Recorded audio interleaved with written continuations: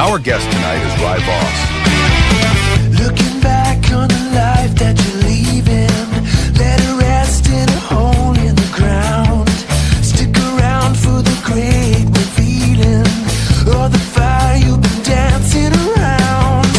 All we hear is the sound of retreating. No one cares where you're coming from. My ears are still ringing and beating. I guess we all knew from the start.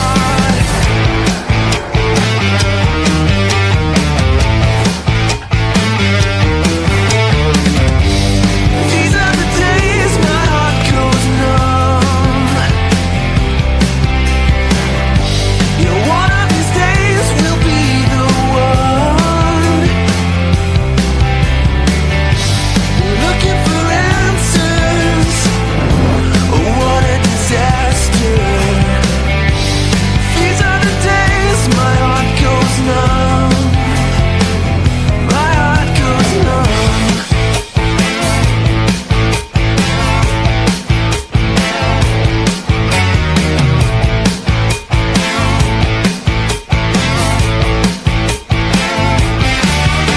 Breathing the fumes of the ashes, the spirits light up the night, looking down the ash. We're live from the Untold Radio Network. It's Untold Radio AM with Monster Quest producer, host Doug Hajicek, and co-host Jeff Perrella Jr. Untold Radio AM is going live right now.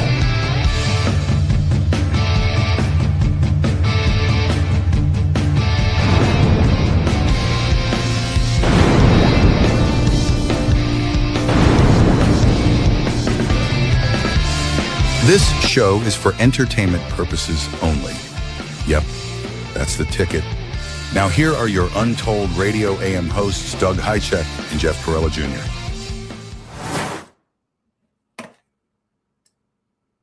And here we are. We Hello. are. Welcome all of our fellow Untoldians on this amazingly beautiful Memorial Day weekend. Yeah, nice day today. Love it. Oh, it's beautiful. Like there was one tiny cloud. And Yvette goes, it's going to be the same tomorrow. And I said, that little cloud better be here. Oh, anyhow. But this weekend we honor all of the vets, soldiers, military personnel, veterans that have passed. Mhm. Everybody. I've got. Thank you for your service. Yeah, I would say I've got two. My dad and my brother are both buried in Fort Snelling. Oh, okay. So yeah. Anyhow, what do we got here? It's a very. I said in the notes, cool, because it was yesterday, Mm-hmm. and I wrote my notes up yesterday. But it's not cool today. It's No, like it's nice 80, 81 degrees. It's a perfect, late spring. Today's kind of the first day of summer, right? Yeah, I think so. Beaches are open. Yeah. People are out sun tanning and riding bikes. And I spent the entire day outside. Nice. Although I spent the 2 days prior in bed. I heard. Yeah. I put my back out. Oh, good. I don't know what I did. No idea. Just, it was gone. It was like sideways. And so I couldn't move. No fun. No. So anyhow, and I also want to do a shout out to David Ellis, who was at home mending a broken arm. Oh, no. So our sound expert is kind of hurting Not right fun now. either. Yikes. Yeah, he'll be okay. Well, I feel great. Well, that's good. No broken bones. No back. Your back is. No. I feel great today. I slept good last night. Slept in a little late. I feel fantastic. I'm Okay, off tomorrow, which I'm excited about. Yeah, I feel better today. Good. Trust me, I went bike riding all day. So, Oh, good. although it Fun. was a little painful at times, but Yeah. I still did it the whole day. All right, what do we got here? So today is really a perfect kind of night to be around campfire. We're going to have a lot of campfire type stories tonight. And some unverified crap. Yeah, more unverified crap. I got great campfire stories with Rye Voss. Yeah, looking forward to talking to him. And Rye is a podcaster, and I cannot pronounce it. Is it the Codega of Curiosities? Codex of Curiosities. Codex. There you go. Yeah, Codex of Curiosities. That's him. Thank you. I appreciate that. Mhm. Oh my God, I met the cutest couple today in their 80s out riding bikes. They were trikes. But oh my God, I don't think I've ever met two sweeter people in my life. The guy he had little dog treats with him, and he brought rocks with him to like fill in little potholes for people. And good for my that. God, Loving talked life. for like an hour today. That's awesome. So I gave my card. I said, if you need ever any work on your bikes, let me know. I'll come over. Oh, nice. No charge for you. So it was one of those days. Good. But anyhow, back to this. So Rye he's kind of an expert in all things strange, mysterious, paranormal. He's had a lot of personal experiences since he was a young lad. And he's going to be coming to us tonight from Mexico. Mm-hmm. Like really far. How was your connection with him today? I would imagine Great. it was good. Yeah. He's a pro, man. Yep, sure is. Yeah. So, kind of a treat. I see he's in the green room already. Yep. He's back there watching. I see you, Rye. I see you.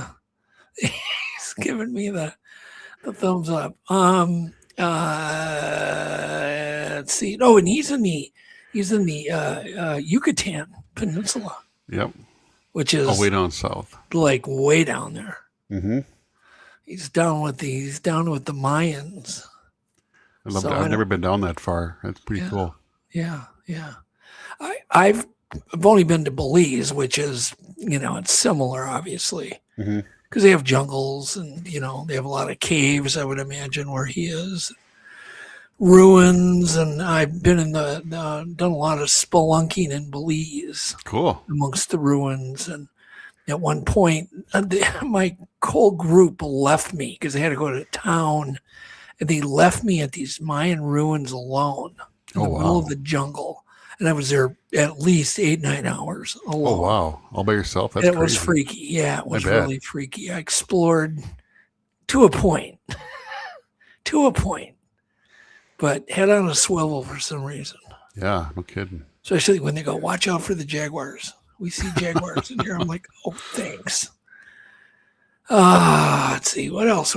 We do have other surprises. We're going to do another tech breakdown, which I think is really cool. Yeah, looking forward to that. Super simple, super affordable, and super cool. And I think will be super effective for a lot of you, right? Well, should we just kick it off into the weird and fast news? Some news? I think it's time. But everybody's got to go get comfy, though, right? Go get comfy. I would imagine there'll be a few people listening to us around a campfire tonight. Yeah, good night for it. Yeah. So you definitely get all your stuff. Get your popcorn. Get a comfy chair, if there is such a thing around a campfire. Yeah. No? Yeah. Not really. Not really. All right. Anyhow, let's get going. All right. It's time for weird and fast news. Yeah! It's time for weird and fast news. And speaking of campfires, the first article we're going to cover is spontaneous human combustion real? The baffling cases explained.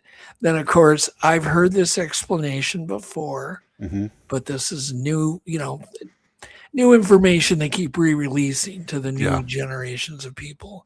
But there may be people out there that are not familiar with spontaneous human combustion. So it says, for centuries, people have whispered about one of the strangest mysteries imaginable. Humans suddenly bursting into flames with no clear source of ignition. The phenomena is called spontaneous human combustion. In some cases are downright eerie, and they are.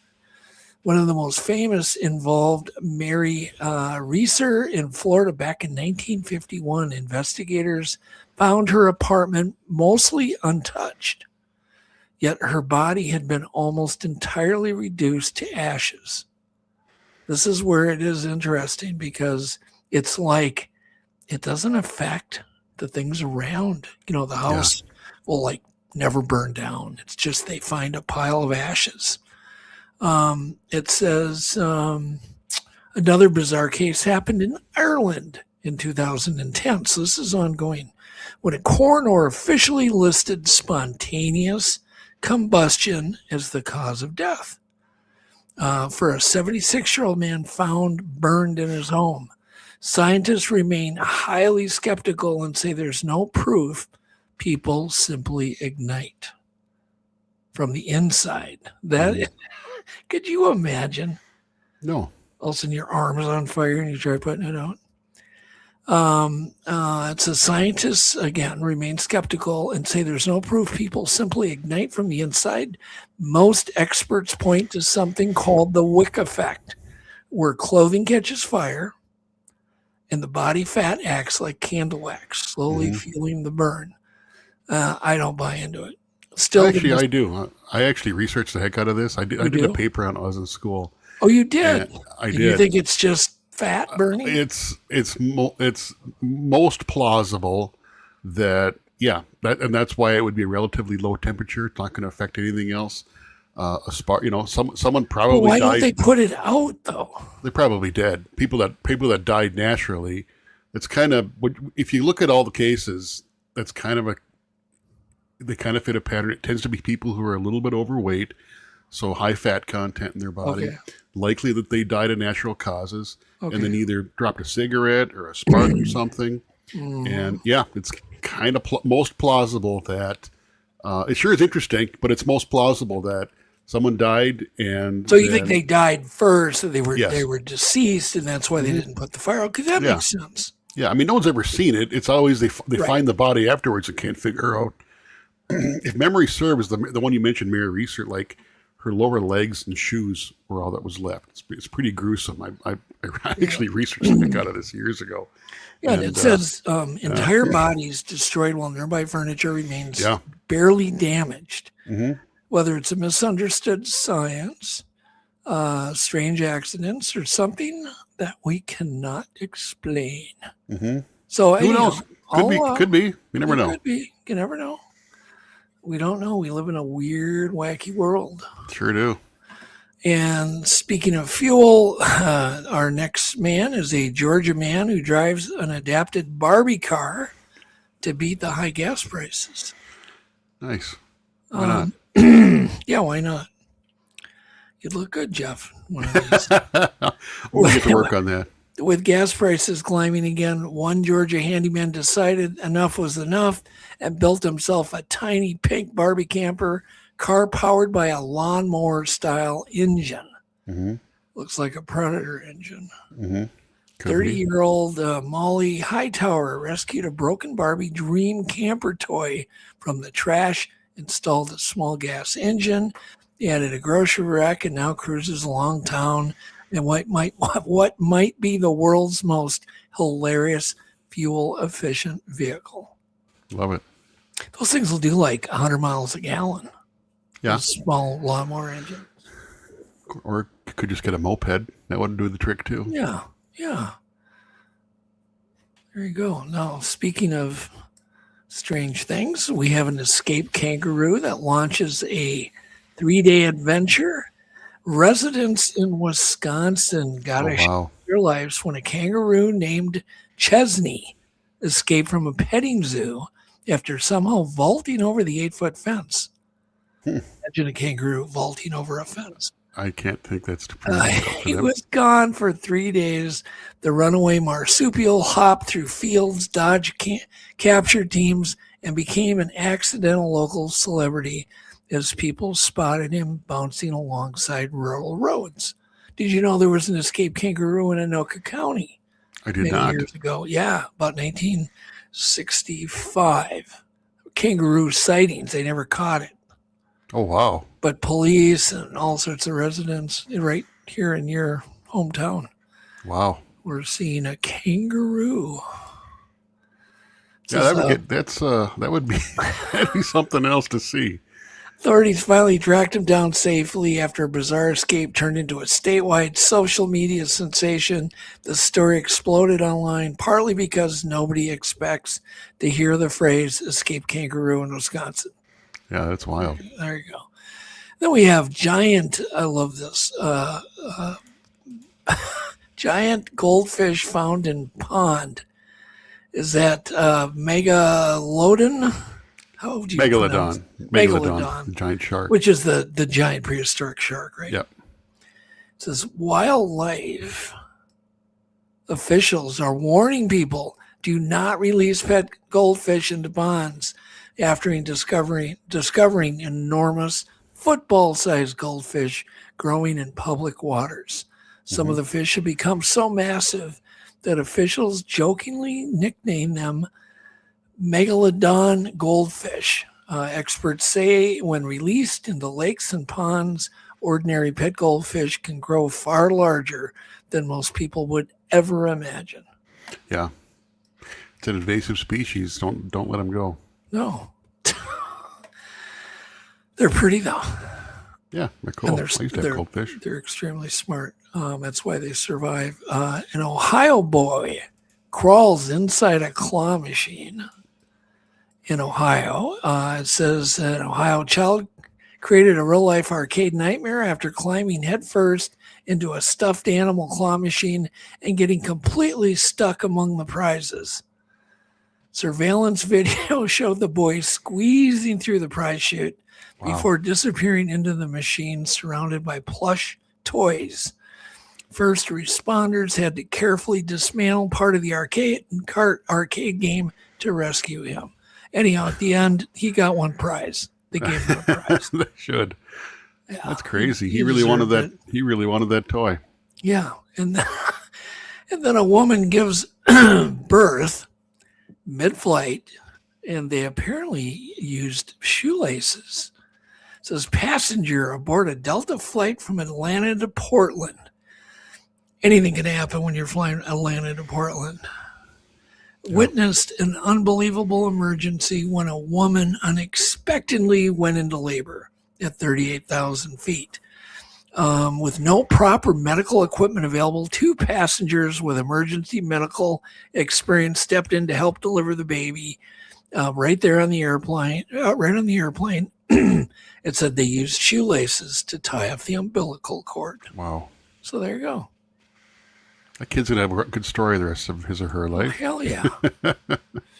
And the newborn's already got frequent flyer miles. And then speaking of big things crawling into vending machines, a raccoon busted inside a snack machine in Florida and was caught red-pawed after somehow breaking into a school vending machine and getting trapped inside amongst the snacks. Photos released by authorities showed the furry bandit sitting comfortably inside the machine next to chips and candy bars while animal control tried to figure out how to free him. Probably kind of like the kid. Yeah. Yikes. Took it apart. Oh my God. And then what do we have next? Oh, I like this one. After I killed a fly today, scientists say insects may actually feel pain. What did you always think years ago? Did you think, a fly felt pain when you swatted it? Yeah, I knew kids that would kind of torture spiders. I always thought that was no, cool. I don't want to do that. But no, that's not cool. I really thought I kind of always thought they felt pain, to be honest. Oh, okay. Yeah, I kind of did too. I mean, why wouldn't they? Yeah, they're not that simple of an animal. Right. It says for years, scientists believed insects only reacted automatically to injury, almost like tiny biological robots. But a new study is shaking the idea up in a big way. Researchers studying crickets discovered the insects display what scientists call flexible self-protection. That's what I have, flexible self-protection. Behaviors suggesting that they may actually experience something closer to pain rather than simple reflexes. The insects protected injured body parts differently depending on the situation. Something researchers say points toward much more advanced nervous system than we once believed. I would imagine. Why wouldn't they? Yeah, that doesn't really surprise me. It's always good to be humane when you're dealing with any kind of of course. critter. So some researchers now believe creatures as small as crickets may have a rich internal experiences, or far richer internal experiences than anyone had ever imagined. So the idea sounds bizarre at first, tiny bugs with feelings. But scientists say the evidence keeps growing. And if true, it may force humanity to rethink how we treat billions of insects around the world each year. And I will never forget, there was a bug lady on Art Bell years ago, and she was a psychic bug talker. Oh, wow. I don't remember that one. She was saying, I'll never get this out of my brain. She was going, because I think, I don't know if it was George Norrie or Art Bell asked her, well, what do they think when we're going to kill them? She goes, oh, they like when we kill them. They want us to kill them, was her answer. I just went, what? What am I hearing here? That doesn't make any sense. She was a psychic bug talker. Sure, why not? Yeah, why not? I miss Art Bell. And then apparently NASA's Maven spacecraft recently spotted a strange and rare atmospheric event. And there you go. That's an actual picture. I took it myself. Happening right above Mars. Scientists observed unusual glowing waves rippling through the Martian atmosphere. Something rarely seen at this scale. It looks kind of oily, doesn't it? Yeah. Like you would get here if there was oil up in the upper atmosphere. Yeah. Or like a rainbow. Rainbow. Yeah. It says researchers believe the strange effect may be caused by a powerful interactions between solar particles and the thin Martian air. Why don't they just say moisture? That's what I thought was weird about the whole article. Yeah. They never mention moisture, ever. No. And the next one's really, really weird. What could go wrong here? Scientists create woolly mice with mammoth genes. That's a terrible idea. I think so too. What if you have a mouse the size of an elephant? That wouldn't be cool. Good. No. Think what they could gnaw through. They probably wouldn't like us very much. No. And one of the strangest genetic experiments yet, and I'm going wink, wink, wink, researchers engineered furry woolly mice using genes linked to ancient woolly mammoths. The mice developed thick golden fur designed to mimic the cold weather traits that mammoth once used to survive ice age temperatures. Scientists say the project is part of a larger effort, no pun, to someday revive traits from extinct animals. The tiny fuzzy rodents immediately exploded online because they look like miniature prehistoric creatures. I mean, they look good. Idea. They look good, but man, what can go wrong? Yeah. And then it says here the next article is Neanderthals were apparently the world's first dentists. A surprising new discovery suggests Neanderthals may have practiced primitive dentistry more than 60,000 years ago. Archaeologists studying ancient teeth found tiny drilled holes in wear patterns, indicating early humans may have used sharpened stone tools to work on painful cavities. Researchers say it's some of the earliest evidence found of a dental treatment. That means ancient humans may have been sitting around campfires performing rough dental procedures thousands of years before modern civilization even existed. So it's kind of an interesting thing. Neanderthals were really smart. There's more and more evidence that all the time they were extremely intelligent. Yeah. More than me. It's possible. Jury's out. Their jury's out. All right, let's go right into our tech breakdown. Okay, here we go.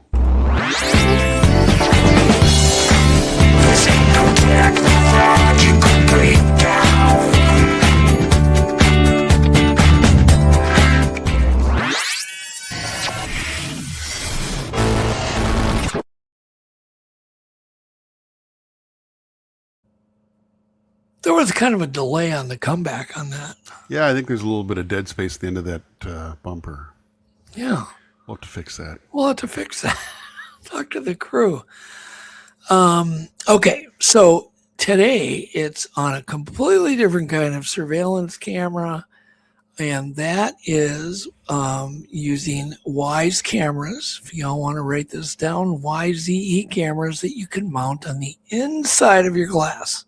This is for homeowners that are getting bangs in the middle of the nights, have suspicious activity during the day, at night, and they don't know what's going on. Or they're gone a lot and there's stuff, happening to their house. It's also obviously it's great for security, correct? Yeah, What do clever you idea. have to lose? Yeah. But what's cool are these new little mounts that they've developed that you just stick to the inside of the window. Yeah. Right? But what's cool is that if you really want to think about it, we've got ways that you can disguise these even further. Mm-hmm. And then I just want to mention right now, next week, I'm going to talk about a way to not even have them mounted your window and still be effective using basically a periscope type mirror. Oh, sure. Okay. But anyhow, so go ahead and there you go. You've got enough pictures. Throw up photo C. And you can get these mounts in different deflection angles. So if you want to aim down, you're putting in a two-story home and you want to aim down, or you want to look down the long wall. These lenses are very, very wide angle. They use AI technology, and at just a really small subscription fee, and it will save all of the footage. And WISE cameras are recommended personally by me because they are the lowest light cameras that I can find of this cost. Like they're really, really low light. So you can monitor them on the phone and you can turn the IR lights off. So they should be undetectable. So totally passive, yeah. Right. And if you just to cut to the chase, if you throw up photo E, now you can see what I've done there is I've taken paint, or you can take cloth from a curtain if you've got spare curtain cloth or drapery cloth, but just paint it to match everything but the lens. And then it's just going to be not seen at all. I mean, why accept their black frame and the white camera? Get your acrylic paint and a brush and paint it up. No one's going to notice it. Don't you agree? I mean, you wouldn't notice that. You would know what it was. It looks like it could be one of those pull cords to open the shades. Yeah. Doesn't look like a camera.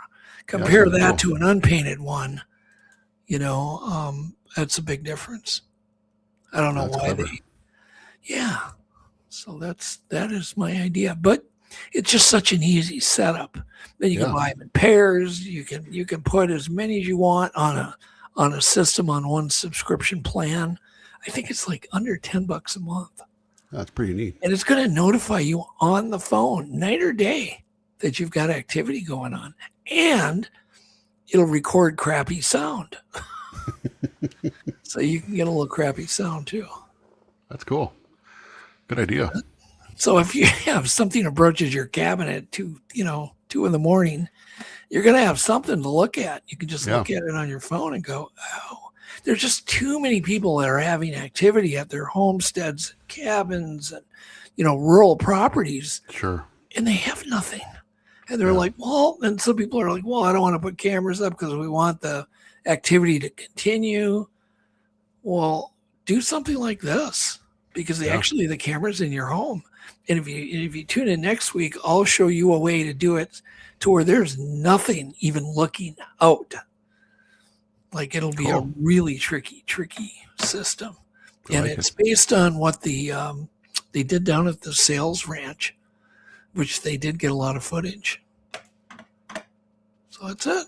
Let's take Cool. it down. And that's, oh, by the way, Wise cameras, W-Y-Z-E.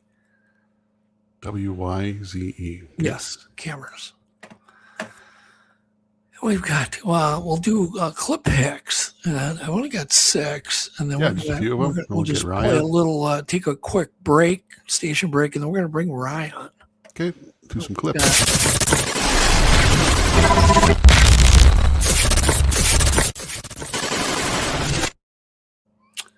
Clip 1. Sound is good. It's the Weeki Wachee River scene in Florida, but check this out. I love this river. I've boated on this river a lot. What a dolphin. Oh, cool. It's connected to the ocean, so they swim in. And they're a mammal. They don't care if the water's salty or, you know what I mean. Yeah. They don't care. It's just so cool. I love that place. Yeah, that's really neat. The Weeki Wachee River, right on the west coast of Florida, north of Tampa, about, I don't know, 70 miles, I think. I'm just guessing. Clip 2 is a steel ball parade that I thought, this is just crazy. This guy built this. So cool. I love that kind of stuff. My older brother, James, built a lot of things like this. Mechanical gadgets. I love it. Yeah. That's it. It's not too exciting, is it? That's cool. I love it. I like that kind of stuff. And then clip 3 is a 900-pound liger. Good Lord. This is obviously a liger, which is the largest. This is one of the largest ligers in the world, if not the largest. Wow. We're at Myrtle Beach Safari. Is this an incredible animal or what? And I just don't understand why people think that something that can happen, that does happen naturally, has happened naturally, people freak out about. But I don't know, maybe they just freak out because it's such an amazing animal. Look at this thing. Did you know, misconception Jeff, is that they were never. Did you know they had lions in India, regular African lions? I didn't know that. I did not know that. And they do, and they're in the same territory as tigers, and they interbreed. And you get the Did not know ligers. that. Yeah, lions in India. I didn't know it either. Never really thought about it. All right, clip 4. This is a strange story. I don't know what to think of it, but go ahead and play. New tonight, a McAllister mom is fighting for her life after a brutal animal attack, leaving her husband and 2 young daughters in a tough position. Alicia Maxey was found severely injured Sunday morning. On top of that, her husband Wallace is on dialysis and waiting for a kidney transplant. Fox 23's Paige Orr joins us live in studio. Paige, you talked to the family and to investigators. That's right, guys. Investigators originally thought that a dog was responsible, but the Pittsburgh County Sheriff's Office is now working with wildlife experts to identify the animal. As they search for answers, Alicia's family is struggling to stay afloat without their sole breadwinner and without a vehicle to get Wallace to his life-saving treatments.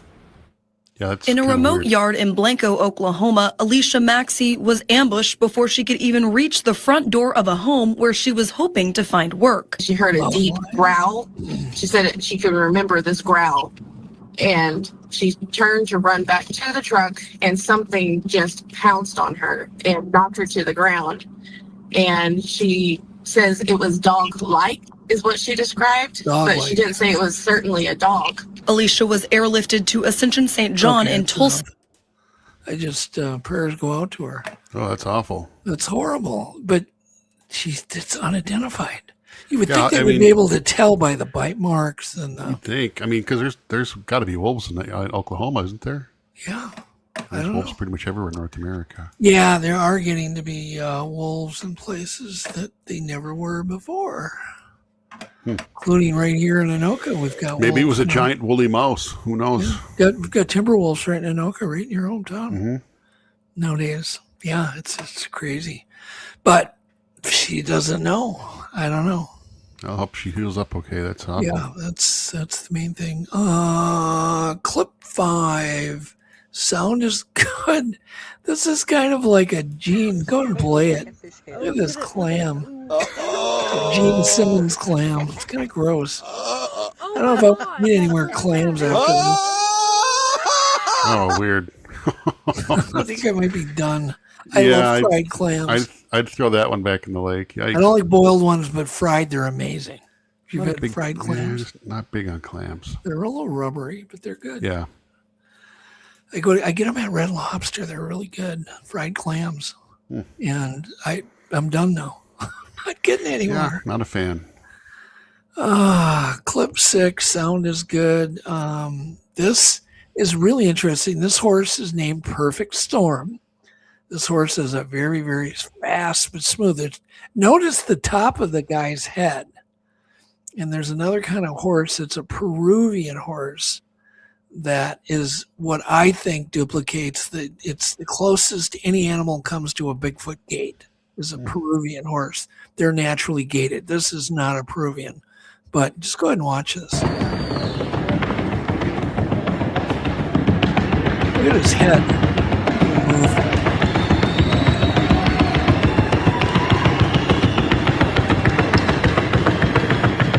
All right. That's me when I gotta get in the bathroom. There's somebody. How the heck do you train a horse to do that? That's I don't know. Crazy.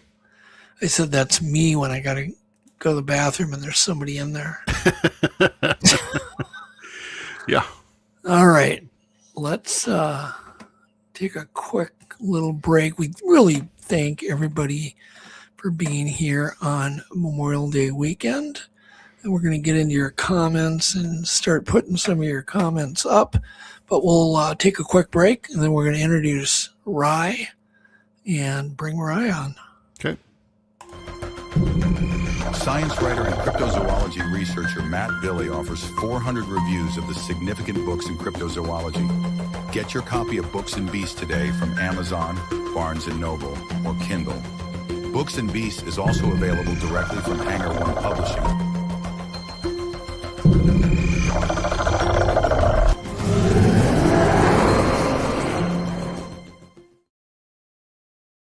Bigfoot's real. Oh, yes, they say. They came with their stories. They came with their proof. From the Appalachian hollers to the cabin's roof. The New York Bigfoot Conference just offers more convincing proof. Sasquatch believers, the skeptics too, under one big arena with a curious crew. Vendor booths and chili fries, cryptid shirts in every size. Bigfoot's real.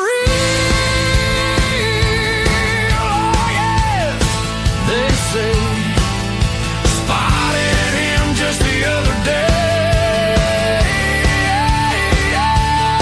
I can't believe what I just saw. It looked like a Sasquatch. Shadows play. Bigfoot's real. Don't look away.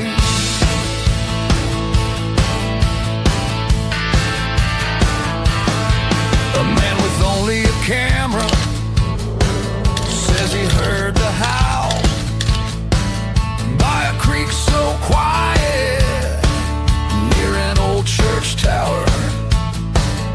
A woman saw footprints as big as a plate. She said, I froze in the woods, I couldn't escape. Celebrity speakers, cameras flash, selling Bigfoot mugs for your morning stash. Bigfoot's real.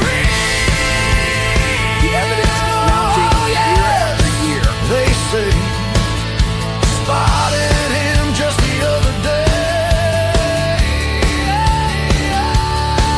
In the hills, in the trees, where the shadows play. Bigfoot's real. Don't look away. Come to the New York Bigfoot Conference and believe.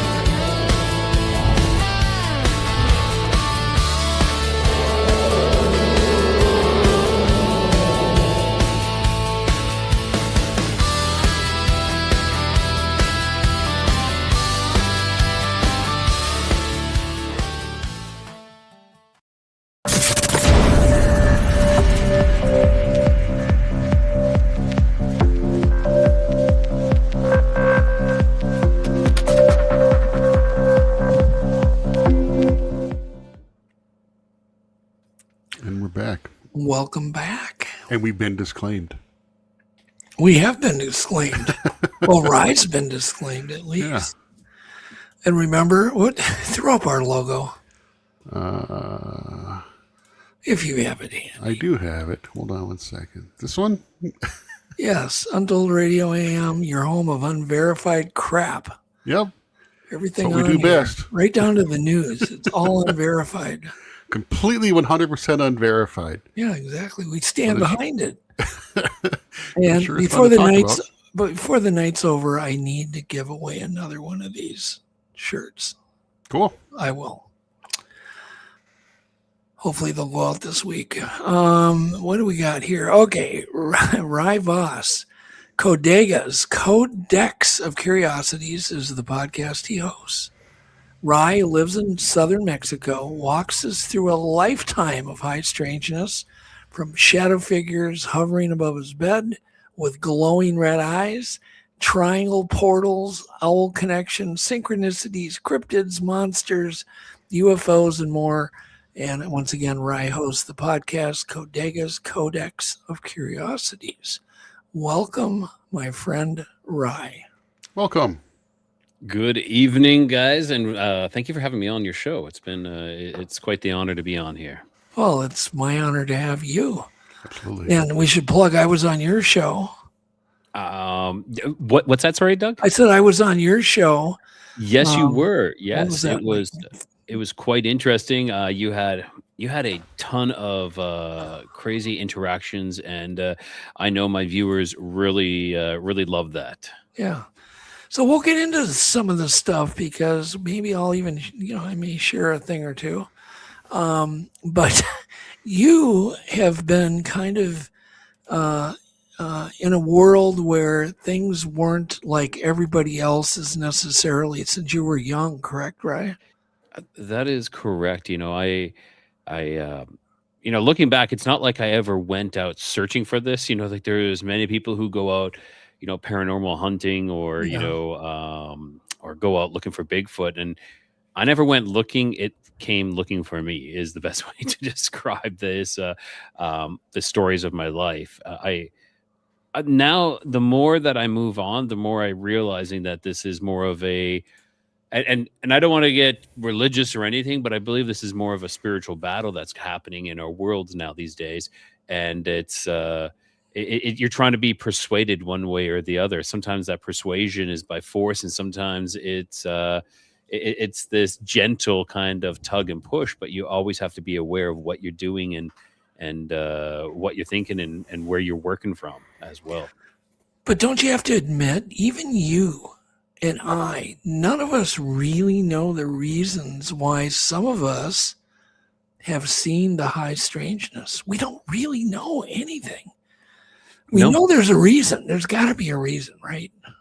I agree with you, Doug. Like there's no experts in this. There's no, I can't come out and say, oh, I'm an expert in this. No, I just had these experiences. And I almost feel that once you kind of start down a road of experiencing, whether it be high strangeness or Bigfoot or something, it seems that you are now like touched or marked. And that kind of increase, I don't want to say it increases, but you just seem to have more and more of those experiences, which is very strange. Like a lot of Bigfoot researchers or people who have seen Bigfoot, they kind of have these interactions more and more and more.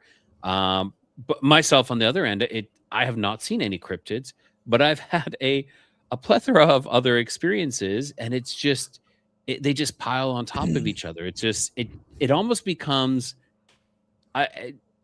dare I say, normal. I don't want to say that word, but it happens so often that when it's not like, oh my God, what is that? It's like, oh, okay, well, there's something new. You kind of turn down that road, and it's not that I'm mistaking anything and like, oh, I circle some pictures and hey, sometimes people do catch things in pictures. I'm not saying that doesn't happen, but it's like, no, I am seeing these things. These things are actually happening to me. And it's quite bizarre. So one of the things I have a problem with is, what do you do with it? How often should I think about it? we see something really weird, and I'm like, there's no way it ever leaves your mind. Yeah. It doesn't matter how long ago. It may pop in less and less as I get older, but you don't ever forget these things. Is there anything that you haven't talked about yet that's happened to you, Rye? Well, there is some things, and I see a lot of people posting about blood type, and I'm not O negative, but I am O positive. Okay. I don't know if that plays in. I know O negative is supposed to have that's the draw, but I am O positive and have had strangeness since childhood. Yeah, me too. That is exactly it. Yeah. Now, I can talk about things that I do want to touch on, some things that have happened, and I've mentioned these things before, but I will talk about other things that have happened that I haven't really talked about on many other shows. What I'd like to preface this with is when I was just a baby, I had hit a point with I was extremely sick, and the doctors pretty much said there's nothing they can do. And they was recommended that they call in a priest to give me my last rites. And I often ponder if that plays a factor in this, if being read my last rites has put my foot in one world and while keeping my other foot in this world as well. If there is some sort of anchor in both worlds, right? Thus maybe kind of like marking me almost in a way. And again, I'm not trying to say that this is I'm special or anything like that. No, I don't like that frame of mind, frame of thinking that I'm not special. These things have just happened. Yeah. So and have you do you want to share a little more on something, maybe a story that you've never told? Is that even possible? A story, yeah. I've told a lot of stories. I'll be honest. I've told a lot of these stories. I think one of the pivotal moments in my life happened in this one particular house. Now we built this house. It wasn't like this was an old home that we moved into and has a lot of history. My only thought is either my family has, and actually I will talk a little bit about the history of my family because this might play a part in it as well. I feel that my family maybe has some ties to some supernatural of sorts. So when we look at my father's side, there was like a great aunt who was considered an animal healer. Now people would bring their animals from far and wide, and this is in Europe as well, and they would bring their animals from far and wide for her to heal their animals. We're not talking veterinarian, we're talking like shaman type style of healing. Okay. So she was an animal healer of sorts. Then we want to go, and then so that's my father's side. A lot of people on my father's side have a lot of like things happening to them. My father has he's had a lot of supernatural things as well. Now, I don't want to speak for them, so I'm just going to kind of preface that. Now, on my mother's side, there has been many things that have happened too. Now, there was this, it's the Lady of Lourdes. Now, if anybody wants to look that up, by all means, look that up. The Lady of Lourdes, and there was a pilgrimage to it.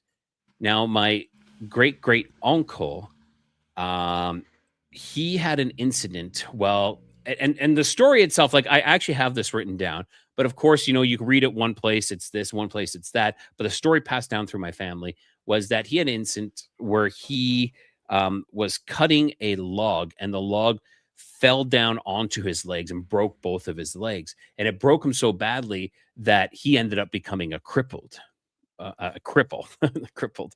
He was crippled, and so they became. He was a cripple.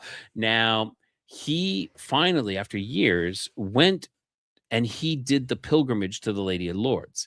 While he was on this pilgrimage, his legs were miraculously healed, and so much so that he was actually put up. Like when he died, his legs were gifted to the church, and they're bronzed, and I mean, not like his bones were gifted to the church because his bones were healed and he could walk again after this.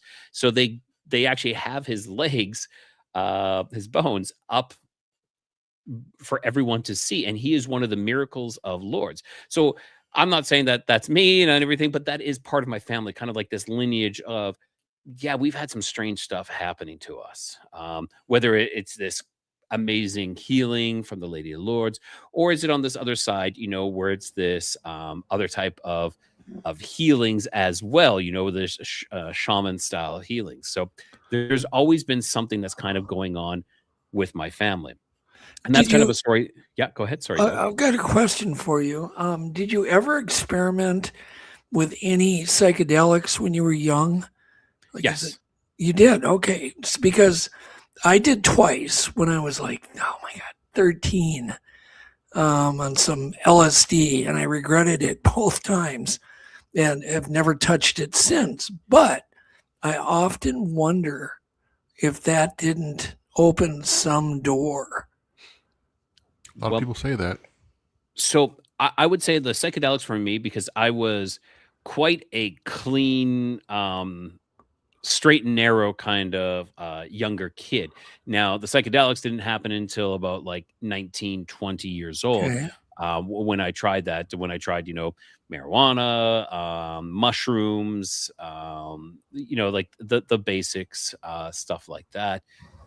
So I think, like, I had those experiences. I had a lot of experiences prior to that. Yeah, I did drink. I think I started, when I was like 16, 17 years old was the first time I ever drank.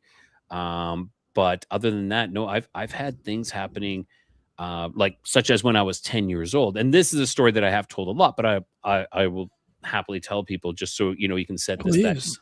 Okay. So, I was in my elementary school, and of course, now I live in Mexico, but I'm originally from Canada. In Canada, we have this thing called Canada Fitness Challenge.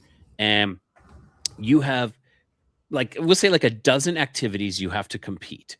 And there are levels. Like, let's say if you run this race fast enough, you then qualify for the excellence badge.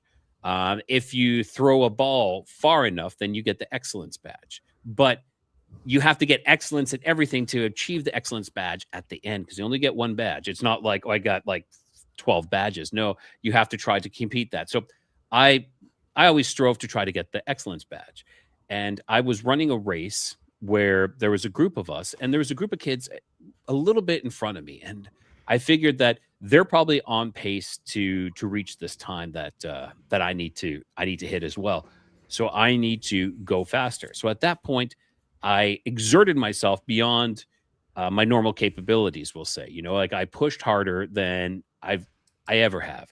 And at that exact point, when I did this exertion, I literally, my spirit shot out of my body, straight out of the top.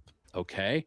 And when that happened, I'm about 15, 20 feet in the air, observing everything from an aerial view. And I can see ahead. I can see the people sitting on the hill waiting for us to finish, because we were close to the end. I can see the people running in front of me. And then at that moment, that's when I saw myself running. Okay. I looked down, and there I am. And it was upon that realization that, hey, what am I doing there when I'm here? That it was instantly back into the top of my head. Yeah. And finish this race. Now, that was in grade 4. Was there any warning before that happened? Absolutely not. It was instantaneous. Yeah. I did that too when I was quite young, quite a few times, but there was always a warning. My body would feel really heavy, like rocks, like it was just like you could feel the weight of your body. Okay. And then I know exactly that feeling that you're talking about, though. I do know that feeling. I felt that many, many times, but I've never actually left my body. That's interesting. Oh, you have. So describe what you felt when you felt that heaviness. So that heaviness, I don't recall it at that point because I was so focused on running this. But that heaviness, when you say like your body feels, it feels like gravity itself has increased like 2 or 3 fold. Oh yeah. Yeah. And you're just like, I have it a lot of times when I'm laying on bed, and that still happens to me to this day, where I'm just laying there and I'm like, I can feel this. I don't want to say oppression. It's not like I'm being oppressed, but it's like this pressure that gravity has increased, and what is going on. And I really kind of like pay attention to that feeling, because I'm like, that it's very interesting. It's very intriguing. I believe that it's kind of a prelude to you leaving your body. Because I would always feel this, like you would feel the weight of your body for the first time. Like you really knew how heavy it really was as you were starting to lift up. And I only remember always getting to the window. Yeah. And I could see the lint in the squares of the screen, for instance. Back then we didn't have air conditioning. The windows were always open. And you'd see the screen and you knew that you were seeing this like microscopic lint on it. This was not normal. And then I would always get scared. Like, what is going on? Why is my vision changed? And, why do I feel so heavy? And then you would go back in and everything would, go back to normal. Doug, can I ask a question? Was it through this observation of like, why is this happening, or why do I see this, that you then returned back? Was it upon the observation or the questioning? It was upon fear of why, questioning, why am I seeing everything differently? Why am I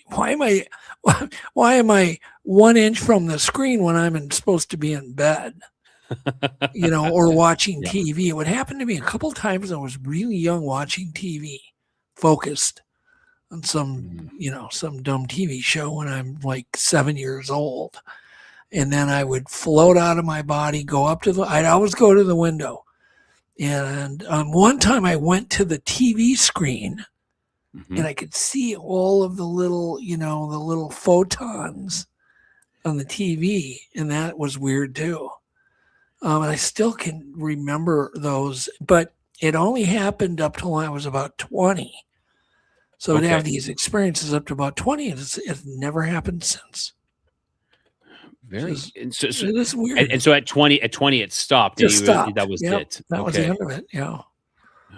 Interesting. And are you still having those feelings of being heavy? And yes. Yeah. I've had those feelings many times. Well, I don't want to say it happens like regularly, but maybe once every couple of months, I get that, and it's usually when I'm lying in bed, that this happens. And I can just feel it like almost like the sinking feeling, like you just, and I lay there, and I've never really tried to experiment with it other than just feel it. It is kind of what I was doing. Mm-hmm. Yeah, that's intriguing that you've had that. And then I know right after that incident happened, being in grade 4, 10 years old, however old I was, no filters or nothing. And that's when I told a couple of friends what had just happened. And of course they deny you. They say that you're weird. And because it was instantly right after it happened, I made it to the end. I went up this little hill, this little embankment where there's some friends were sitting, and I went and talked to them, and I told them about what had happened. And they're like, "You're weird. No, don't talk to us. We don't want to hear that." And I often wonder if hearing that, and like being like told that no, that didn't happen, and you're weird, that I decided at that point I'm going to stop it from ever happening again. Subconsciously, like, nope, not going to let that. When you were young, Rye, when this would happen, there was actually words for it, astral projection and blah, blah, blah. When I was a kid, there was no words for it. No, it was just like, I would go to my dad and go, why do I feel like the Rock Man? I called it turning into the Rock Man. And he knew. He said, he tried to explain it. He goes, oh, it's because you're leaving your body. And I asked him, and he was like, well, there's a cord that connects you. You don't have to be afraid. There's a cord. There's like a string, he described it as like a string or a cord. So he's like, oh, just let it happen. I'm like 7 years old going, no thanks. Okay. It's quite interesting. What Doug, I'm not that young, so around my age, I don't recall any words for that as well. So I don't want to say that there was any words. I maybe look younger than what I am, but I'm getting up there. I'm getting up there myself. All right. I won't accuse you of being a kid anymore. I take that as a compliment. Nonetheless, I take it as a yes. You look young. Yeah, you could be anywhere from mid-30s to, I suppose, 50. Okay. Yes. Yeah. I'm pushing. I'm almost 50. Oh, okay. But I would have guessed if I was a betting guy, I'd go like 38. So there you go. Doug. All right. So Doug, I'll make sure to send you that Venmo right away. You know, that one, yes. Okay. So you've had some really scary things. Let's talk about shadow people for a little while. Okay, yeah. So that's something I've not ever seen. I don't ever want to see one, but man, from what I've heard from people who have, it is really freaky. Hands down, the most the most scariest experience I've ever had in my life. Now, as I was saying, I was talking about the house that we lived in and kind of like my family history. My mom had a fair amount of experiences in the house herself. When she's seen a watery figure that looked like a someone in a uniform. She thought it was like a police officer or something like that standing in their bedroom. There was another occasion when my father and we had left very early in the morning. I had a hockey tournament. Of course, Canada hockey goes hand in hand. We had left around like 5 a.m. and when she had this experience, it was more like 6:30, closer to 7, and she saw someone standing in this dormer. There's a nice window. We used to have that's where we had the computer at one time, which is important for one of my experiences. But she saw someone standing there, and she thought it was my father. And this being came, walked to my father's side, got into the bed. She could feel like him sitting down, or it sitting down, projecting to be my father. Lay down and then rolled on top of her, and then she just remembers waking up next. So she like fell asleep at that point and then woke up. So this is the house. My father had some experiences. He doesn't really talk about many things. My one sister, she used to call herself, when she was much younger, she used to call herself the Queen of Lights. And she said that because she saw so many lights all the time flying around her. But she got scared of it. And when we lived in this house, at that point, she had actually gotten scared and said, I don't want this anymore. And she kind of closed the door to that. And then I have my oldest sister, and she hasn't really mentioned many things that have happened in the house. But back to what you asked for was the shadow person. So I was about 19 years old at this time. I was actually anywhere between 17 to 19. I don't know the exact time it happened. I was living at home, at my parents' home. And at this time, the PlayStation 1 had just come out, and a friend of mine had rented it from Blockbuster, because back in the day, you could rent game consoles from Blockbuster. So we all went to his place, playing games there. It was great. And they drove me home. And I recall that day that the Northern Lights, the Aurora Borealis, were out in full force. There was... And it's just kind of one of those markers that added to this. It was like something I'll never forget was that I stood outside for maybe like 10, 15 minutes and watching this. Last Rocks on Nights in the Night Sky. Oh, cool. Interesting. That's an interesting point. Sorry, I got distracted reading the comment. So at that point, I was like, well, I got to be up early in the morning because I have work and got to be up really early. So I went to bed and, I tried to go to bed, I will say. So I'm laying there. And while I'm laying there, I'm tossing and turning. And I'm sure everybody has played this game. Everybody who's had those alarm clocks beside your bed, you've always played this. And you look at, or even on your phone now, I guess, you look at the clock and you're like, well, if I fall asleep right at this moment, I'll have, let's say, 7 hours and 39 minutes of sleep. And but of course you can't fall asleep. And every time you look, that number gets smaller and smaller, which builds up that anxiety. And you're like, oh my gosh, here we go. I'm only going to have like 6 hours and 50 minutes of sleep and 6 hours and 20 minutes of sleep. So I'm laying there. And at this point, I'm laying on my side, either on my side or my front. I was pretty sure it was my side. And I get this, and I don't want to say like this voice in my head or this suggestion. And what the suggestion was to roll over onto your back and look up. And I got nothing better to do because I can't sleep. So and it's very strange. It's kind of like, it wasn't anything terrifying, this voice or whatever. It was just, like I said, it wasn't a voice. It was more of a suggestion to do this. And so I roll over and look up, and floating above me about 3 feet is this shadow being. Okay. And for those who don't know what a shadow being is, it didn't wear a hat. Okay. We'll say that. It is just consistent of shadows, and it is darker than black. So darker than this black here. If you see this black, you would be able to see this outline because it was at night, and I'm laying there and I can see the shape of the head. Okay. I can see where it comes in on the neck. I can see it goes out to the shoulders. I can then see the arms going down as well. I can see the torso. But once we get around the waist area, that's where it changes from black into this white, wispy vapor. Very much like your Hollywood-esque style ghosts that you're going to see portrayed on TV. Was this against like a white wall or an off-white wall? Yep, ceiling. So it was okay. floating directly above me, 3 feet directly. So it was like I'm laying down flat and it's laying straight in front of me. So like head matched up, torso matched up. Foot. Yeah, about 3 feet. You could touch it if you wanted to, almost 100%. If you wanted to, Keep going. Now we have, so that in itself would be terrifying to see this, but then we take it one step further, and this kind of ties in a little bit with like cryptids and whatnot.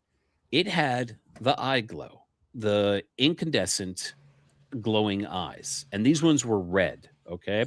So I know a lot of people have talked about that specifically when they talk about dogmen. And I've heard another person, my good friend Blake Botel from Mountain Man Explore the Truth. He had a shadow person experience of exactly not it wasn't laying on top of it, but he saw one with red glowing eyes as well. And it's not like the whole eyes are glowing red. It was like I think it's like the cornea and the pupil were all one red. So this was absolutely terrifying. Now, so much so that, of course, when you hit that adrenaline rush, it's either, fight or flight, or there's the third one, which is freeze. And for me, that's what it was. I froze. And you get a lot of people who say, oh, no, what you experienced was sleep paralysis. And I like to kind of toss that to the wayside because that's not what it was. Because I literally wasn't sleeping. I was awake, and I rolled to my back and then looked up. So if you want to say I froze at that point and I was paralyzed at that point, sure, because I was terrified and I wasn't moving. Now, this thing was there for maybe 3 to 5 seconds at most, and it disappeared, like gone. I don't know how long I laid in bed staring up at the ceiling at that point, not budging, not moving, because I was absolutely terrified. Okay, but was it looking at you with those red eyes? 100% it was. Like, did the eyes like shift at all? Did they blink? Did they just... Great questions. I've never been asked this, but it was just like staring at me. Like if I had a mirror of myself floating above, like it was kind of mirroring how I was laying there almost, but just floating directly above me. Wow. And it did not blink. It just stared at me. I no hat. I wouldn't say there was clothing on it. Like it was no distinguishable clothing at all. There's no body. It's just the body of like this blacker than black. And then once it hit the waist, it went into this wispy white smoke. which is crazy. Yeah. That sounds so terrifying. And you wake up in the morning. So the next thing I know is I was waking up in the morning. Okay. And at that point, you question your sanity. You question, did that really happen? Did I really see this thing, this creature, this being? And you go downstairs. I went downstairs and I'm having breakfast, and who do I talk to? Like at that point, my family wasn't really talking much about things that have happened. It wasn't until years later, like we're talking like 20 years later, that started opening up and saying, well, this happened. Oh yeah, well, this happened to me too. Oh yeah, then this and then this. And it's kind of, because it's one of those, you don't really sit around the dinner table talking about stuff that's happening like that. You talk about school and you talk about work and whatnot. You don't talk about that. So there's somebody in chat, David says he had something too blacker than black, also with red eyes. Jeez. So that's when it gets freaky, when other people go, I've seen that. You know what I mean? I've seen that exact thing. Yeah. Did you ever get a sense of what it wanted? How did your body feel? Was it, were you paralyzed? Yeah. So I was paralyzed with fear, and okay. my sense was fear. Is what it wanted. It wanted us to be afraid of it, and that's what it wanted. That's where it gained its power. Was like I didn't really have coming to that realization till after. Like this house, I was always absolutely terrified of this house. Like growing up, absolutely. Just I did not like being alone in this house. When my parents left me alone, when everybody was out, and especially at night, I would take all the animals. We had outdoor dogs, and cats. I'd bring them all into my bedroom upstairs and like shove them all in there. I'm like, you guys are staying in here with me. Yeah. The issue was, like, if I was hungry or had to go to the bathroom, literally the bathroom is just right there, just down the hallway. It was an ordeal. It was an ordeal to leave this bedroom. And we're talking, this fear stayed with me even when I was like a young man as well. I still had this fear up into like, there's one experience. I don't talk about that often. I've mentioned it a couple of times, but if we're talking about fear, it's not like I saw this thing, but the buildup of the fear itself was beyond believable. I had come home from working. I was working at a grocery store. I worked the late shift, and I had gotten, for some reason, like very quickly, very sick. Not like a cold or anything like that. No, like I was like, I'm going to vomit. I'm going to throw up. And I went into the bathroom and I was getting sick. And it was like, it came on me like that. So I'm in the bathroom getting sick. And as I'm in the bathroom, this fear starts building again. And the only people in the house is just me and my parents are sleeping already. And when I went into the bathroom, it was probably like close to midnight, and I'm in the bathroom for hours. Okay. I'm 19 years old. I'm in the bathroom for hours. And in my mind, I can see what looks like Nosferatu, kind of like this demon-esque, standing out in the hallway, just waiting for me. What? Just waiting there between, and like I said, I didn't see this. This is in my mind, what I'm feeling. This is what I'm. I gotcha. And so that's why I don't talk about this much, because it's not like I actually saw it. Is my imagination playing games on me, or what is going on? And I stayed there for hours. Which is, strangely enough, it was close to 3 a.m. when I finally. And this sounds hilarious. Like, way to be brave there, Rye. I woke up my mom yelling for my mom to come get me. Yeah, Mom, go deal with the demon in the hallway and turn on all the lights. So I called to my mom, and so she finally like turned on all the lights. When all the lights went on, it was just like everything like fell away. She came into the bathroom. She's like, "What's wrong?" And I'm like, "I'm feeling sick. I don't feel good." And of course I wasn't feeling good, but it was for other reasons. And it was like she saved me from that moment. But yeah, so like I'm saying, like there is like this buildup of fear in this house consistently. And I would say around the age of, I think I was 17 years old. Yeah, we brought in a Ouija board into the house. That's what the kids did. Is we went to good old Toys R Us, and when my parents were out on a vacation, my sisters and I brought the Ouija board into the house and started using that. So I would say things started picking up after that moment of the introduction of the Ouija board, because it was like 16, 17 years old, and then things really escalated after that, because like that shadow demon happened after that. This incident where I just couldn't leave the bathroom after that. And I would say like those instances kind of pushed me on this path of I don't want to be afraid anymore. I need to find out how to kind of like push back and to discover this. So it pushed me down a path of, actually walking away from the church and going down the occult, going heavily into occult, and then circling back to the church again. It's very interesting. Did you only see it the one time? I only saw that the one time. I've seen other shadow entities, not and some that I haven't ever actually talked about, but not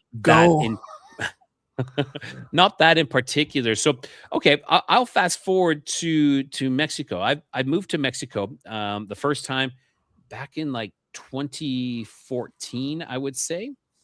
Now this incident, and these were back to back. We're talking one day, and then the next day I saw something else. So I was living in the state of Querétaro, which is like central Mexico. And my wife had her work car, so I wasn't allowed to drive. So she was driving. But as we left our house, it was her company put us into like this gated community for protection. That's what they do, just to keep everybody on check. Now, we left our house, and like, I want not two houses down, but we'll say two lots over, because there was next to no homes in this area. There was a house being built, and I saw standing in the garage, it's kind of like a covered garage, what looked to be this 7 to 8 foot tall, black, again, we're talking like this shadow figure, but this, I could make this out. And we're talking like she did have a hat on, very tall, a very large hat. Okay. Kind of like if anybody knows like Santa Muerte or like the Catrinas, that is what I saw. It was this very large black round hat, and it had a black veil covering it as well, and extremely tall, standing there in there. And I know that wasn't a person. That wasn't like a living human being. This was some sort of entity that was in there. Now, one thing to note is this place was frequented very much so by owls. And if anybody knows the tie-in with owls and like the messengers of death, also tie in with Lilith as well. That's something that's a whole other road to go down. So if anybody wants to look into what's the gentleman, we had him on once, I gotta get him back on, that wrote a whole book about these owl connections and the paranormal. I cannot think of his name. I forget his name. I've messaged him a couple times to try to get him on my show as well. Yeah. I know who you were talking about, and yeah, he wrote a book. He wrote a book about owls. I have a lot of things have happened with owls in myself as well. So that's why I'm like, I have two. Nothing crazy, but yeah. Yeah, and I can see someone saying La Lechuza. So La Lechuza is this owl entity that is that's common in Mexico. They talk about, and it's kind of like I believe it's like the upper body of an owl and the legs of a human woman, if that is, or it might be reversed. I can't remember exactly, but I think it is with the legs of a woman is what it is. But it is an entity here in that they talk about in Mexico. Very, very common. There it is, Mike Cillian. That's the guy, that the owl man. Mike Cleland, Doug. Okay. Cleveland or however. Yeah. But yeah, I'll contact him. I'd like to get him back, and I'll mention you'd like to get him on your show. Definitely. I would appreciate that, Doug. Yeah. And I can see someone saying, like, yeah, owls symbolize death here in Mexico as well. There is a saying that if the owl hoots at night, like this is the natives, what they say, if the owl hoots, that means someone's going to die. And I was just talking with another native from, I don't know if you ever talked to from Lodge Tales, Rod from Lodge Tales. He discusses that the owls are kind of like the messengers of almost of a death kind of thing. Like they're not to be taken as like a bad, I guess it is kind of a bad omen, but not to be taken like that. Like, unfortunately, they're not bad. They're just telling you, passing on. Don't shoot the messenger is kind of what the tale is on that one. Well, some people say that when you see an owl, it's good luck and it's a good omen. Yeah, it is. So that was on, and I actually I tried to keep a journal of the strange stuff that happened. So that was March 8th of 2014. And then March 9th, 2014, the very next day in my house, I saw another one of these shadow figures. But again, this one I could tell had clothing on. So it seemed like either an older teenager or a younger boy, black hoodie, kind of like down like this, with a ball cap on as well, standing facing the wall in the hallway that left our house. It was just kind of standing there like this. And, it was stood there for a couple of seconds and then gone as well. So again, kind of a shadow figure, but not exactly what I saw. Like, it didn't instill the fear that one did floating over my bed. But these ones were both, they're both black shadowy figures. Yeah. The topic of shadow people are giving me stomach convulsions. It's just such a freaky, it's like every day I expect to see one, and I never have. Not even close, nothing. Just weird. Yeah, it's weird why you do and I don't. And that's what I was saying, Doug, earlier. Like, you've had a lot of experiences, and like, I think my experiences are kind of like I don't want to say in a box, but they're more like this type of experiences almost. I wonder why. Yeah, it is very strange. Now, but what's the weirdest shadow person story you've heard that you haven't experienced, but you've heard on maybe from a guest? There's got to be some shadow person. I'll be honest, I have not heard many. If I was going to talk about any of them, I might talk about the Hat Man, where this girl ended up befriending her Hat Man. And okay. Yeah, talk. So Hat Man had been visiting her for quite a while. Now, trying to actually remember this story, I'm like, oh my gosh, I know. The only way I can tell you is that she befriended Hat Man. Then she went to this. What do you call that when you go away? She went away to do like a spiritual type of retreat. That's the word I'm looking for. And this person she was working with was kind of like, you need to separate yourself from this entity. And she did, and she realized that this entity, she had grown fond of this entity, and she wanted him back. And this entity did come back. Now, like I said, I can't. That was a while ago. That was about a year and a half ago. So I'm like, oh man. But if anybody's interested in it, it's I think that show is called The Hat Man or something like that.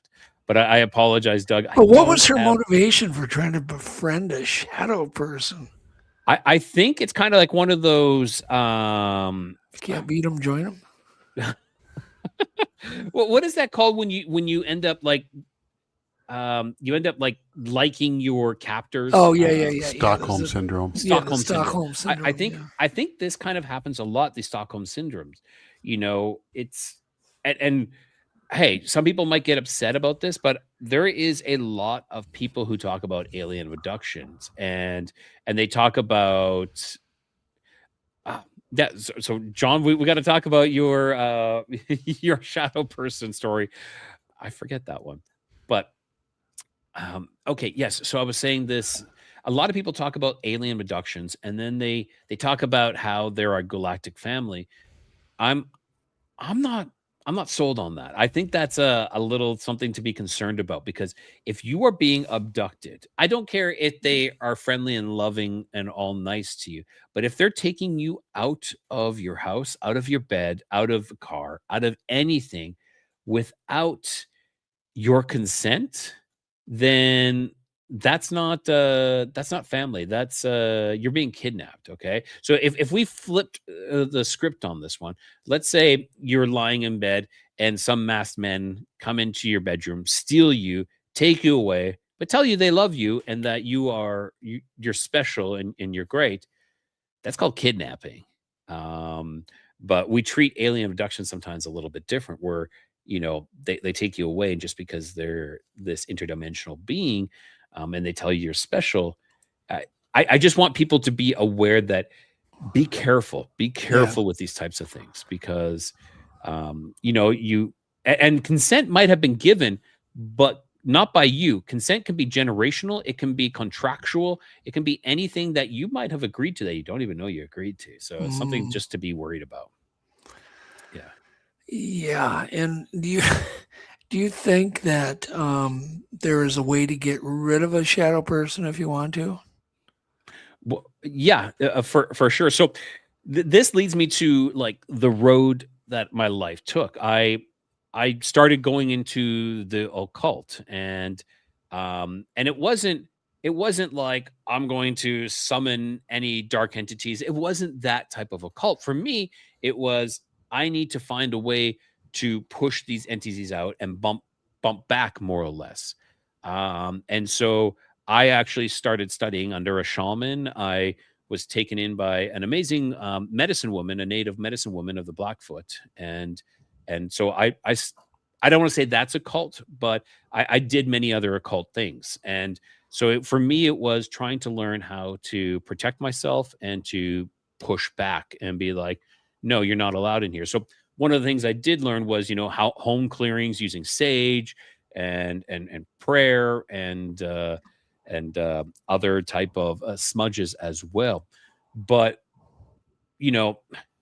doing what I do and seeing how I've kind of done this full circle back, for me now it is prayer. It's calling in Jesus Christ, to rid this place of everything, because they actually react to that name. So it's something that, if you're bringing in that name. Well, I've heard aliens do also. Yes. Because I don't believe. Okay. And this is my own personal belief. Okay. I believe aliens are demonic entities, or can also be like the fallen angels as well, which also means though that aliens can also be angels as well. Okay. But angels they're originally called the Watchers. We had the Watchers because they're supposed to watch. They're not supposed to interact. They're not supposed to interfere. But when they start doing that, that's when I'm like, okay, yeah, they're not of the good. So that is why I believe they react to that name. I believe that these demonic entities that are trying to create hybrids, the aliens' purpose is to create hybrids so they can actually find a backdoor back into heaven. Yeah. That is my belief. So they can engineer a body that will have a soul, and that because a demon is a disembodied spirit of a dead Nephilim. So if they can engineer a body that has a soul and then put in a disembodied spirit into it, I think they are looking for, my personal belief is looking for a backdoor way into heaven again, whether it's just to come to rest or to start a second revolution or third revolution. Actually, I should say that. But have you ever felt as though you have maybe been abducted in more of a physical way, where you were moved physically or poked or prodded or scooped or marked or operated on, or, whatever? So I've had, and some people may be like, okay, those are I've had multiple dreams of being abducted. Okay. Now, are they screen memories? Are they me actually remembering to the point that I'm lying on a table getting operated on and my head is getting cut open and they're replacing something in my brain at this location? And I've had multiple dreams within UFOs where I can see everything. And sometimes when I describe these, when I go into full detail, I compare them with other people's descriptions of their recollection of being in a UFO.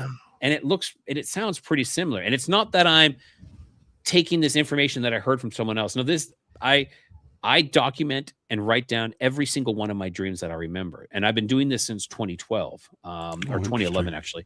So I have a huge, like a 500, 600 page typed out dream journal of this. And so there are some times where I have noticed that, I've had operations happen. I've woken up bleeding before and then had to actually literally go get an operation on something on my body due to. Well, tell us about up. You woke up bleeding. Can you be more specific? Do I want to? Yeah, you do. Come on. All right. Ryan. For Lay it out, man. For educational purposes only. Yes. Unverified crap. Go ahead. Yeah. So I woke up and there is blood in my boxers. Okay. My underwear, for those who don't know. And, I'm around the age of, I think I was like 20, 21 years old. And I'm like, what is going on? Yeah. So I go to the doctors and they say that there's something on my tailbone and I need to get operated to have it removed. So I had an operation. But you didn't know about this. Oh, this malady that you had. It was brought up by the doctor because you went there because you had blood in your boxers. Correct? Yeah. Okay. Yeah, 100%. I've never had an issue. And they literally took off a golf ball size of a thing that was on my tailbone after this. Like it had protruded enough that it was bleeding. I have no idea what it was. The doctors never gave me a follow-up, never told me anything about this.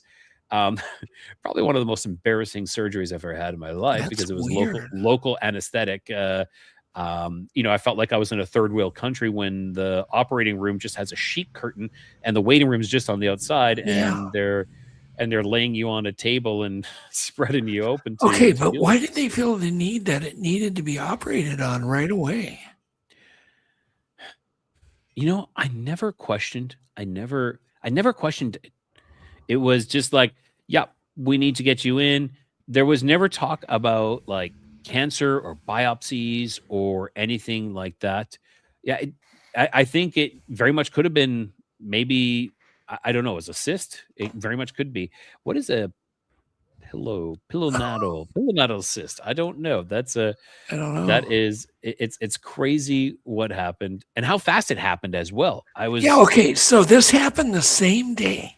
No, I would say there was about a week. There was about a week. But I'm still feeling that that's pretty fast, though, nonetheless. You go in, you get this checked out, and they're like, yep, setting up an operation. You go in, and then that was it. It was wham, bam, thank you. So on the other end, where the blood was, right, on the opposite end, they didn't answer your question of where the first blood came from. They just went to the other end and said, you need an operation. Yeah, 100%. And they didn't even tell you the name of it or anything. No, they didn't say anything. It was go into this hospital and get it done is what happened. I'm not saying that it was an implant or anything like that. I'm just saying it was a very weird The whole thing was just kind of a weird set of circumstances. Yeah, and I would say at that day and age in my life, I was just like, yeah, whatever. Okay. Whatever. Yeah. I didn't question things at that point. It was just, yeah, believe whatever I've been told. Well, that has to happen. Okay. See you later. What is that one? I had one removed. I tell people I'm half-assed. I actually Mixney, I actually would tell people I have two assholes as well. I would do. So nice. Yeah. Yeah, I have no idea. And then, of course, John Reiners brings up the word succubus, which I haven't heard in a long time, which is kind of a demon, a female demon that forces you to, I believe, have sex or something. That is correct. Yes. Drains you. It drains you. Drains your life force is kind of what it's doing. Yeah. Yeah. And that sometimes the succubus really ties in a lot of times with the old hag and sleep paralysis as well. And then, of course, the rogue specialist. You got to be glad they whacked it off. Nice. My God. Loads of fun. Loads of fun. You know, it's still embarrassing. I didn't think I'd be coming on to Untold Radio talking about my second. But yeah. Sorry, Rye. Sorry. No, that's all right. That is all right. Oh God, it is still a weird story. I'm sorry. It's weird. It's embarrassing. I understand. It is what it is. It does happen like that. Yeah. So, like, when we were talking about owls, I actually wanted to jump to. I moved to northern Mexico to the state of Chihuahua. Okay, and very interesting place. And I had another one of those times where it was like this message in my head again. Okay, again, like a suggestion. Not like I'm hearing a voice like, oh, hey, how you doing? No, it's like this suggestion. And it was like I was being told something. And it was that be prepared to see a bird's wing waving to you from the road. Okay. And at that point, you should go and harvest its wings. That is what it was. And a lot of times like this crazy stuff happens to me. And I never tell my wife kind of like that message I've ever received. And I just say, oh no, I knew this was going to happen. She's like, yeah, right. So this time I actually made sure. I'm like, hey, if I stop the car, it is because of this. No word of a lie, less than 20 minutes. And I had driven from Chihuahua to El Paso, Texas. And we were on our way back when this happened. So I'm between El Paso and Chihuahua when this happened. And no word of a lie, less than 20 minutes later, sure enough, exactly how I kind of like had saw this image of exactly how it was. And it was like waving like this. And sure enough, on the side of the road, there's this waving wing of a dead owl. Actually, it was a dead owl. And it was literally waving to me. And in the wind. In the wind. Yeah, in the wind. So I took the owl wings and I tried to bury the owl as best as I can. And I think that wasn't a good idea. Actually, I don't think taking those owl wings was something good. I think it was something bad. I still have one to this day, which I'm going to dispose of. I still have it. It's downstairs actually. And, it's something that I believe that, I think you can find items that are cursed or that can curse you, and you can bring them into your home and they can cause a lot of issues. And what were you thinking there, Rye? What were you thinking? Well, in that time, I was heavy into the occult. Okay. And I was like, this is a message from the spirits that I will use this owl wing as like a fan. So when I'm clearing out negative energy off of people, that I can use that to brush it away, to wash it away. This is exactly what I was thinking. And I was like, okay, yeah, this is a great sign. And we're talking like things that are happening in my life at this time. I'm doing tarot readings for people around the world. People are contacting me. I'm doing that. I'm doing like psychic viewing of. So one thing growing up there in the city that I just outside of this, like I lived right by this big city, Edmonton in Canada. And there was this missing girl. Her name was Tanya Morel. To this day, it still bothers me. And like I said, I'm doing everything out of like, out of the kindness and goodness. I'm trying to walk a good life, but the road to hell is paved with good intentions. Yeah. Now, I decide that I'm going to see if I can really tap into the psychic ability and see if I can find out what happened to this Tandy Morell. And so I go into almost like this trance. I almost go into a trance, and I start seeing what is happening from this little girl's eyes. I see the person who committed the atrocity, because her body, nothing was ever found. She just went missing. But I see that that she was murdered, she was dismembered, put into a freezer, then moved and buried to one location, then dug up and moved to another location. I described the car. I described the man in detail as well. And then I'm like, what do you do with this?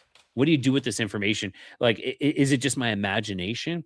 So I tracked down a very, he was an investigative reporter who was heavily involved with this case. So I track him down and I contact him, and I said, his name is Brian Christopher. And I said, Brian, are you open to talking to psychics? I don't call myself a psychic. I really don't. But I thought, well, this is the best approach. And he says, yeah, for sure. And I said, well, I told him what kind of happened, that I feel heavily emotionally attached to this. And I told him the whole story, and he was able to confirm the person and the vehicle as well.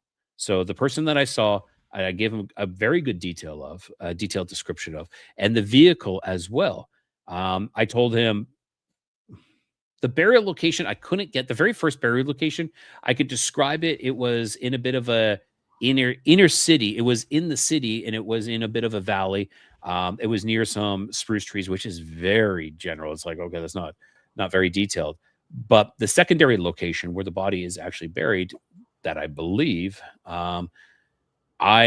it's on its way to and from, it's off the major highway that is between Calgary and Alberta, and it is on the east side, and it's near these kind of like these cliffs, we'll say. And I've always, for years, have always felt that is the location, and then I felt like I got a confirmation of exactly what happened at that time. And so I told him all that, and he like I said, he was able to confirm a little bit of what I was saying. Now, I know a lot of you guys are saying that, I've opened the door. Yeah, I believe that I did. And I believe we need to be very worried and very concerned about what we're doing. So a lot of times we have these familiar spirits that are near us, and familiar spirits aren't good. Okay. They see everything. They're able to, familiar spirits are generational. This is my belief. Well, what do you think about guardian angels? Yeah. What are your thoughts on that? Oh, I 100% believe guardian angels are legit. I think they are with us all the time, and they do try to step in and protect you at times. And I have another story actually about a guardian angel that I had, an experience that I've had. I had a gentleman on my show as well who had an experience with a guardian angel as well. I think the familiar spirits are generational, meaning that they stay with generations. So if you are doing divination and you're looking for answers, they're able to give you answers about your family. Oh, your deceased grandma is saying this, passing this information on to you. Well, it knows it because it's been with you for all that time. Now, with the guardian angels you're saying, I had an experience when I was, again, around like 16, 17 years old. Around that age seemed to be a lot of things. I was standing in the parking lot of my high school. We had just finished, we had gone for gym, and we went golfing. And some of us had driven our vehicles, and we had come back. And the one guy was in his truck, and he was like sitting in his truck, and we're kind of all standing around talking. And he had a push bar on the front of his truck. And I had lifted myself up on the push bar. I don't know why. I just did that. And then he begins to start to drive. And I'm sitting there like this. And I'm like, what are you doing? And I'm like, and he's laughing. And I'm yelling at him to stop.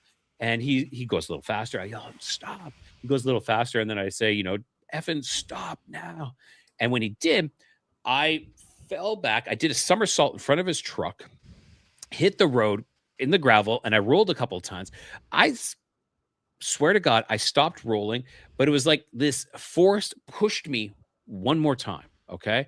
When he stopped his vehicle, his truck tire was this far in front of my face. I'm looking at his truck tire right then and there. Wow. If I did not roll that extra time, I absolutely believe my head would have been ran over. So I had stopped rolling, and it was just like this one extra roll that something made me do. It wasn't me doing it. Something else made me do it.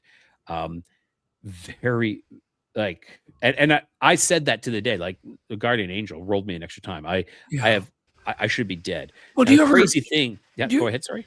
Do you ever feel that they also arrange your life a bit, like allow you to meet certain people and that people come into your life at the right time and things like that? Do you think they do that too, or just protect your life? I think that happens. I think fate brings us to these crossroads. Okay. So I think our life is, I don't want to say we are predestined to go from A to B, but we're predestined to meet people. And I'm not saying that that is our guardian angels making that happen, but we are predestined to meet people. Now, we are gifted with the greatest thing in all, which is free choice. So what we do with that at that point, your life intersects with someone else.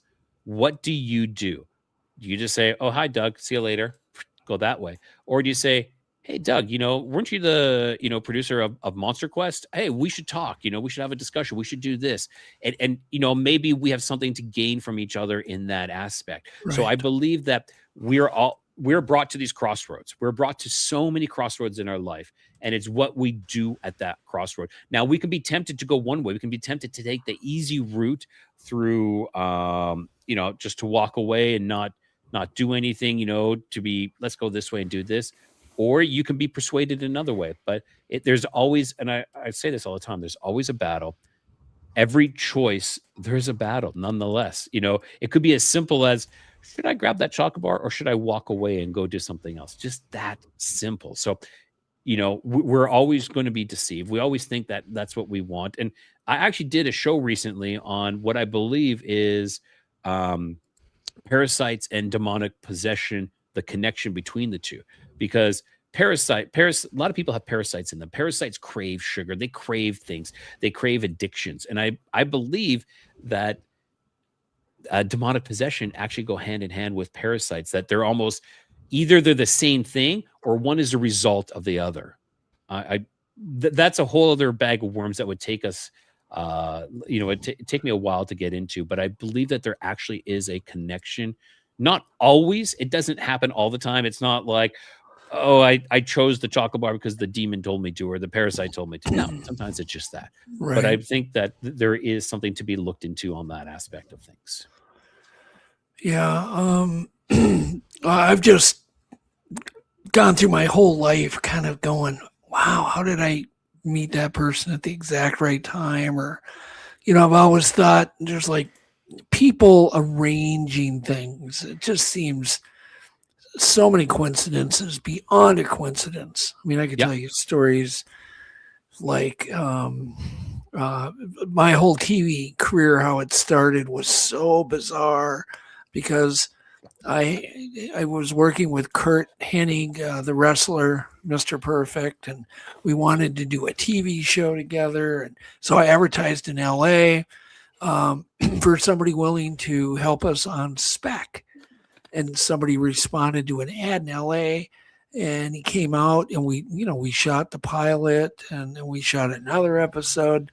And then at one point I said, well, where did you get all the money for all this video gear? It seemed like, I was really impressed back then. And he goes, I had a hit record back in the 60s. And okay, great. And so I just kind of blew it off. And then he kept teaching me the business. He taught me how to shoot. He taught me this, taught me that. He was so nice. And then when I finally had my own TV show, which it turned out it wasn't the wrestling one.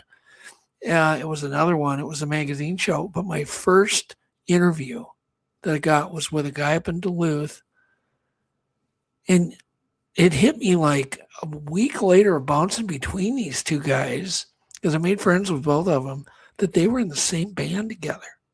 Wow. And the chances that they were, it was called Michael and the Messengers was the name of the band. And what were the chances that two of these gentlemen, one guy was my first TV interview, they hadn't seen each other in 50 years. One guy lived in LA, one guy lived in Duluth. And then I called the other one and I said, I reintroduced those two guys back together again. But that's a case where just, how do you fathom that? Yeah, it is absolutely crazy. Like I have a multitude of stories, very similar, where it's like, how did that happen? Like, Yeah. I was traveling through Thailand, and I was in one of the little islands. Just to note, that was one of the islands that was hit really bad by the tsunami. But it was before that. I was there, and I was talking with some guys who were working at one of the bars. They're handing out these flyers in around the island. And I was like, oh, that looks like fun, And I was just backpacking through. And they're like, well, why don't you see if you get a job? So I go to the owner of this bar, and I ask him, can I get a job working here doing that? And he hemmed and hawed. And his good friend is sitting right beside him. And I was wearing this Canadian rugby jersey. Okay. And he says, hey, that's this guy's from Ireland. He's like, oh, is that do you play, is that a rugby jersey? I'm like, yeah. He says, do you play rugby in Canada? I was like, yes. He's like, what city did you play? And I'm like, I played in Edmonton. He's like, what and he's like, and then he says, so did I. And he asked me, what team did you play for? And I said, well, I play for the Klansmen. And he's like, so did I. And we start talking. He knows my brother-in-law. My brother-in-law played in the team. We're in the middle of this tiny little island in the middle of nowhere. And there's a guy who's best friends with the bar owner, who's played rugby with my brother-in-law. He knows my brother-in-law, and he's played on the same team that I'm not saying we played at the same time, but we both played for that same team. Needless to say, he's like, yeah, give this guy a job. And so I got that job on that island. That's crazy. It was well, one of those. Jeff, things. That's how we met. Same kind of weirdness. Yeah. I mean, it was just so weird how me and Jeff met. So many weird connections. It's crazy. It was bizarre. And it all because I wanted John Badger, who was investigating Bigfoot, to bring me back some Sammy's Pizza from Grand Rapids. Yeah. And then Yvette goes, oh, there's one in Coon Rapids or whatever. And then Joe, the next day, oh yeah. So I still wouldn't have known you. Joe comes the next day, and I had leftover Sammy's Pizza. And I say, Joe, would you like some Sammy's Pizza? I've got some left over, and I've got some chicken wings left over. They're amazing. And Joe goes, oh yeah, by the way, that guy that owns that place wants to meet you. And I went, what? And that was the start of, me getting to know Jeff. Yeah. Because Jeff had been already listening to Untold, and he was buying books from our publishing company. And I don't know, it was weird. And then we ended up finding out, like, Jeff even taught my cousin how to fly RC planes. Other way around. He taught me. Scott. You and I both were working with WDIO, the ABC affiliate, at the same time. Yeah, both working for WDIO. Yeah. His mom's from the same hometown, that place that I was born. I mean, just crazy stuff. It was just one thing after another. But the fact that I had leftover pizza and invited Joe over, if Joe wouldn't have said that, we probably still would not have met. So I met Jeff because of leftover damn pizza, Rye. That is crazy. Yeah, but it's just wild. It's like you're just now. Look at us, we're doing a podcast together. Yeah, and so you just have to go. So how about this? Mm-hmm. I always had this feeling. Maybe you feel the same way. As the time is kind of non-linear, like it's already happened. You know what I mean? And so if it's already happened, well then things are going to be arranged to make sure that happens. Even if you get off track, they're going to put you back on track because that needs to happen. See, Does that make I, any I sense? think, I think deja vu is very similar to that. I think deja vu is us remembering that we've actually done this before. And my perception is because time gets reset back because we made the wrong decision. So Yeah, we right. experience things again saying, oh, I've been here before. I've done this before, because you have. But you're going to be presented with a decision coming up that you need to go left instead of right. You should have taken the bus instead of taking the taxi. Right. So It's it's very like similar. you get put back on track again. Yeah, You know what I mean? I agree with you completely, Doug. And we're talking about, like, there's another thing called deja reveille. Have you ever heard of deja reveille? No, but I can guess what it is. And to me, what I do, you let me know if I'm right or wrong. Okay. So what I do, and I do this all the time, now I do it on purpose. If I have a challenge, I try to remember how I did it. Or if there's some memory I get, like, oh, I own this spot, or you get this weird thing, like you invent things based on memories, or you do things based on memories. Am I even close, Rye? Probably not. No. No, you're just wrong. That's It's unverified, Doug. Yeah, you're wrong. I like the story, though. I like the story. But deja Go reveille. ahead. Okay, so deja reveille is like very similar to deja vu. Deja vu, of course, is experiencing things, remembering things that you've done this before. Deja reveille is actually in your waking life experiencing something that you dreamt about. Okay. Yeah. So it is a remembrance of something that happened in your dream. And boy, do I got a story similar. for you. Yeah, fair Still enough. remembering. Yeah, okay. So I do have a story for you. So fast forward, I moved back from Mexico back to Calgary, Canada, and I'm living there. We're living there with my wife, and my wife befriended this blind man on the train. They came on the same, pretty much in the same stop, and they would get off in the same stop. And so she would help him, and they would sit and talk. And what he would do is, on his off time, he would go on missions to Peru, handing out audio Bibles and Braille computers. And he invited her, and he's like, bring your husband and your daughter.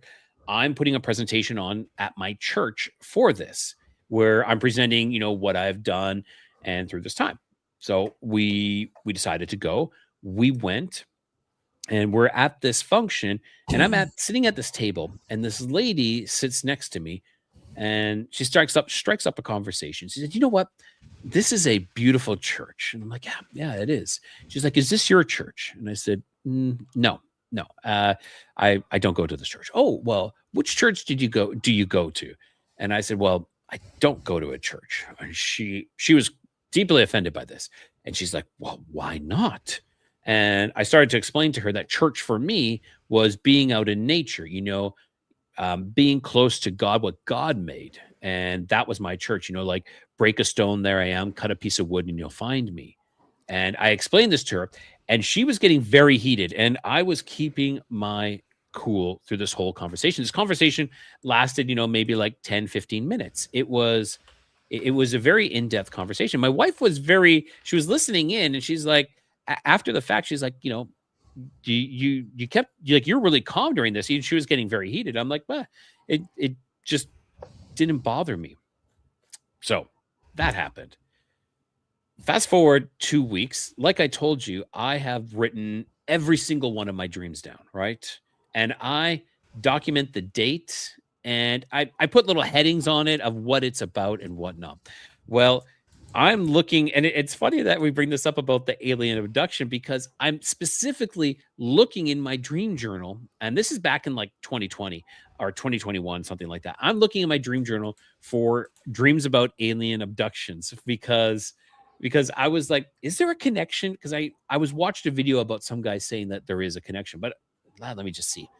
I come across this dream where I'm sitting down having a discussion with a woman about, is this my church? No. Do you go to church? No. Why don't you go to church? It's because of this. And it was almost word for what I was saying, this argument. And okay, so that kind of seems a little crazy. It's like, oh, you had the same dream as you did this discussion, which into itself is quite remarkable a little bit. But the crazy thing is, I asked my wife, I said, hey, when did we go to this? And she's like, oh, that was the end of February. I'm like, no. And she's like, it was Sunday. I'm like, yeah. What was the day specifically? I need the specific day. So she tells me, and I'm going to throw the date out. I know it's not correct, but we'll say it was 2021, February 21st or something like that. Okay. So I tell her, look at this, look at my dream journal here. February 17th, the exact date 4 years prior was when I had that dream. So it was exactly to the day that I had this dream, 4 years precise.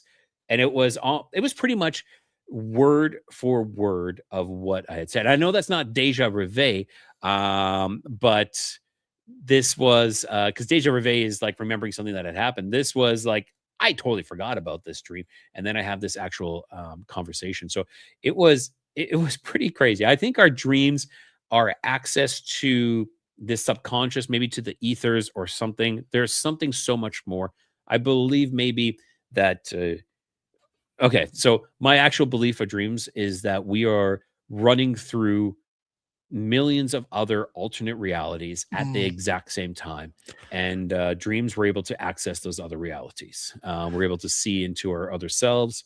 And that's why sometimes in the dreams, you might see something slightly different.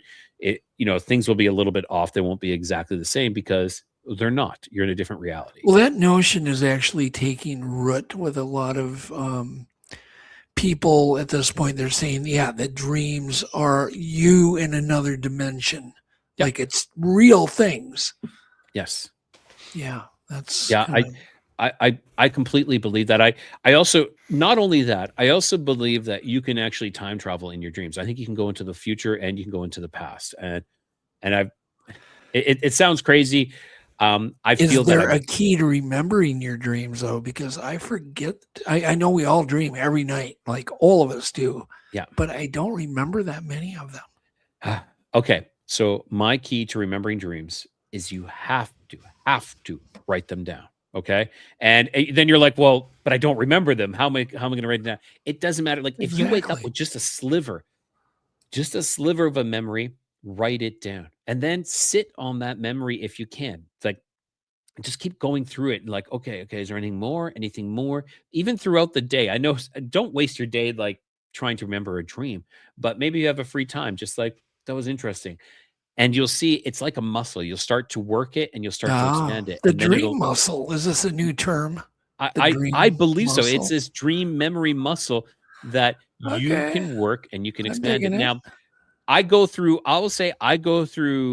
waves where sometimes I'm like dream, writing down. And then I'll go through dry spells. Like I even go in through like 6-7 month dry spells where I don't remember anything. So don't hurt yourself. It's not like I'm a trained professional, but it's just sometimes we all go through these spots where like I don't remember, and then there's times where you do remember. Well, why do you think some dreams are so vivid and so just ultra? You remember every detail. I have dreams like that, and I'll have them like 2 nights in a row, and then I won't remember a dream for a month. Well, you need to write them down, Doug. That's what because I ate peanuts before I went to bed, or what? What is it? I would say that it is because it was so close. Like you got brought back into your body, and that dream, that memory is so vivid.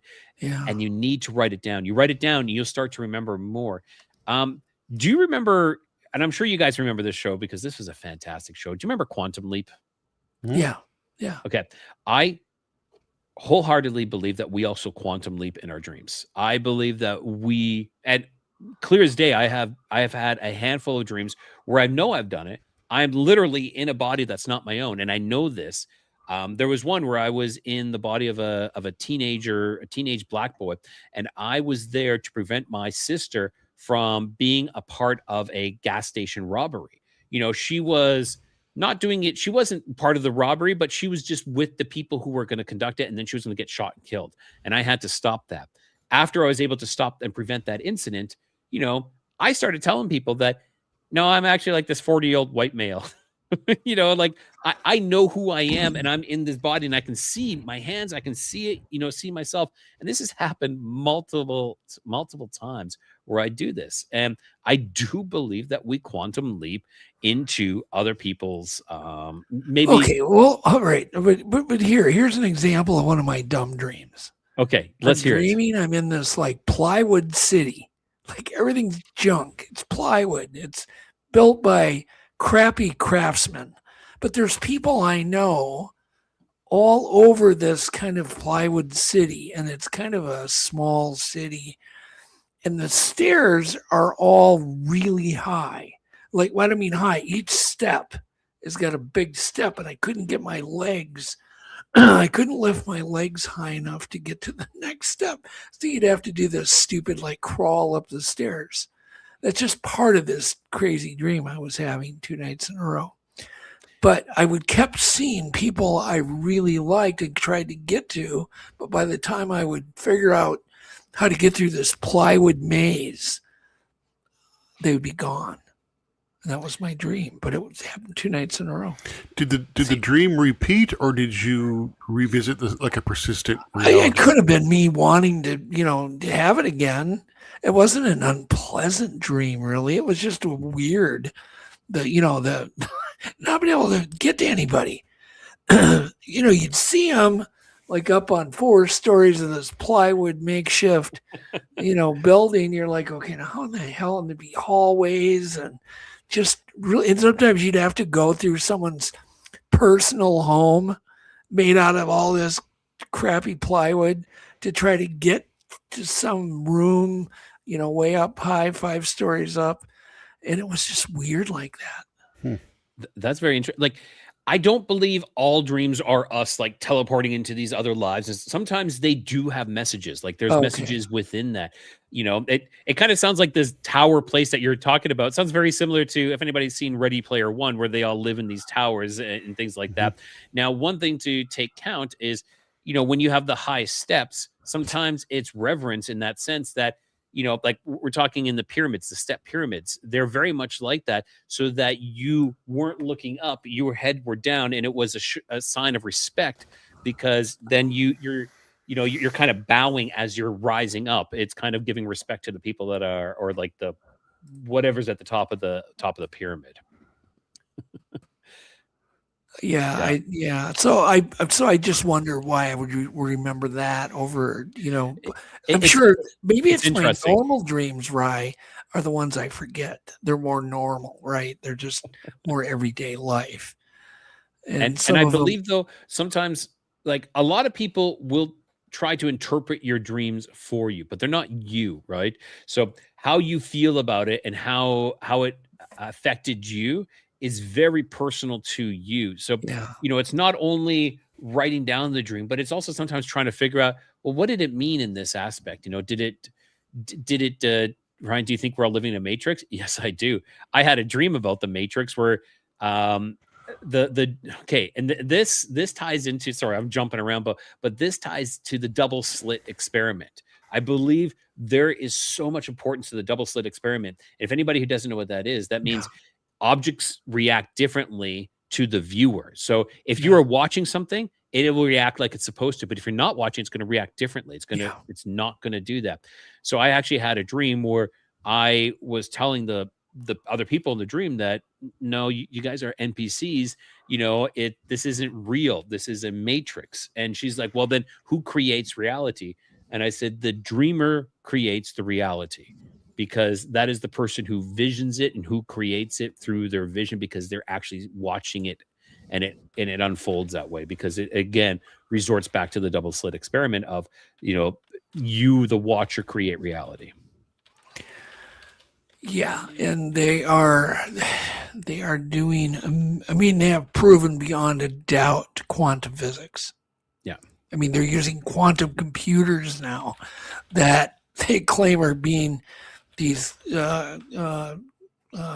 problems are being solved in other dimensions. There's no other way they could be solved that quick.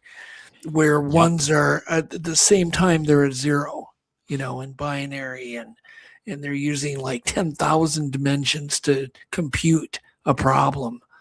That's so weird. They're building things they don't even understand. They're building stuff they don't even know what they're, how they're doing it. I like what Flat Rockland said. Simulation, but with free will involved. I agree. Yeah. Free will is one of the greatest things that we are given is free will. We can choose to do whatever we want. And let's just say we are in a simulation. What does that change? Nothing. Reality is reality.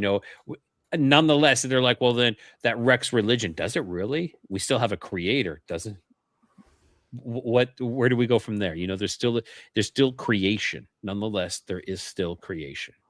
So have you ever experienced a glitch in time where you saw a scene play out again that you just saw back 3 miles? No, but I had a glitch in the Matrix experience, and this is something I haven't talked about very often. This is fairly recent. I'm trying to remember when did this happen? About 2 years ago. It happened about 2 years ago. I was out walking my dog, and I was taken for a long walk, and we enter into this one park, this square. It's a small park. Okay. There's a big gazebo in the middle, and it has diagonal paths to it that lead. Each diagonal path leads to a gate out. Like I said, it's a square, but you exit on the corners. So I enter one, go halfway around, and then exit out, and continue to walk my dog. But so I've walked this park I don't know how many times, which is fun. So I exit, go out into this other area, take my dog out, and then walk back. As I'm walking back, I enter through the one that I exited. I go and I sit down at the park bench. Behind me is a little small boutique hotel, and they're filling the gas at this time. And I'm sitting there, and I kind of like go on my phone a little bit and just check. And I know exactly the bench that I'm sitting at. It's, like I said, the reason why I bring up that gas, because it's kind of like an anchor point. I know exactly it's behind me. I can hear it. It's not like things are changing or moving. So my dog is getting kind of antsy. I'm like, okay, yeah, we'll go. So I get up, and I'm watching my dog because she is still a puppy. So I'm not really watching where I'm going, but out of my peripherals, you know where you're walking. Like it's not a huge park. If I had to describe it, like the length, maybe it's like 100 foot by 100 foot by 100 foot. Like it's 100 foot square. It's kind of what it is. Maybe a little bit bigger than that, but it's not huge. So I walk by the next exit, but because I'm going halfway, I walk by this one exit, and I need to go to the next one. So I start walking out this last exit. I get to the gate, and that's when I hit this point where I become extremely nauseated, disorientated. I get dizzy, and I almost fall over. And I look, and I am no longer at that gate. I am actually one more past. So I've gone 3/4 of the way around. I was halfway. I'm not looking directly, like walking like this. I'm walking with my head down, looking at my dog. I'm following the path. It's clear as day. There are people that were talking off to my left. They were between.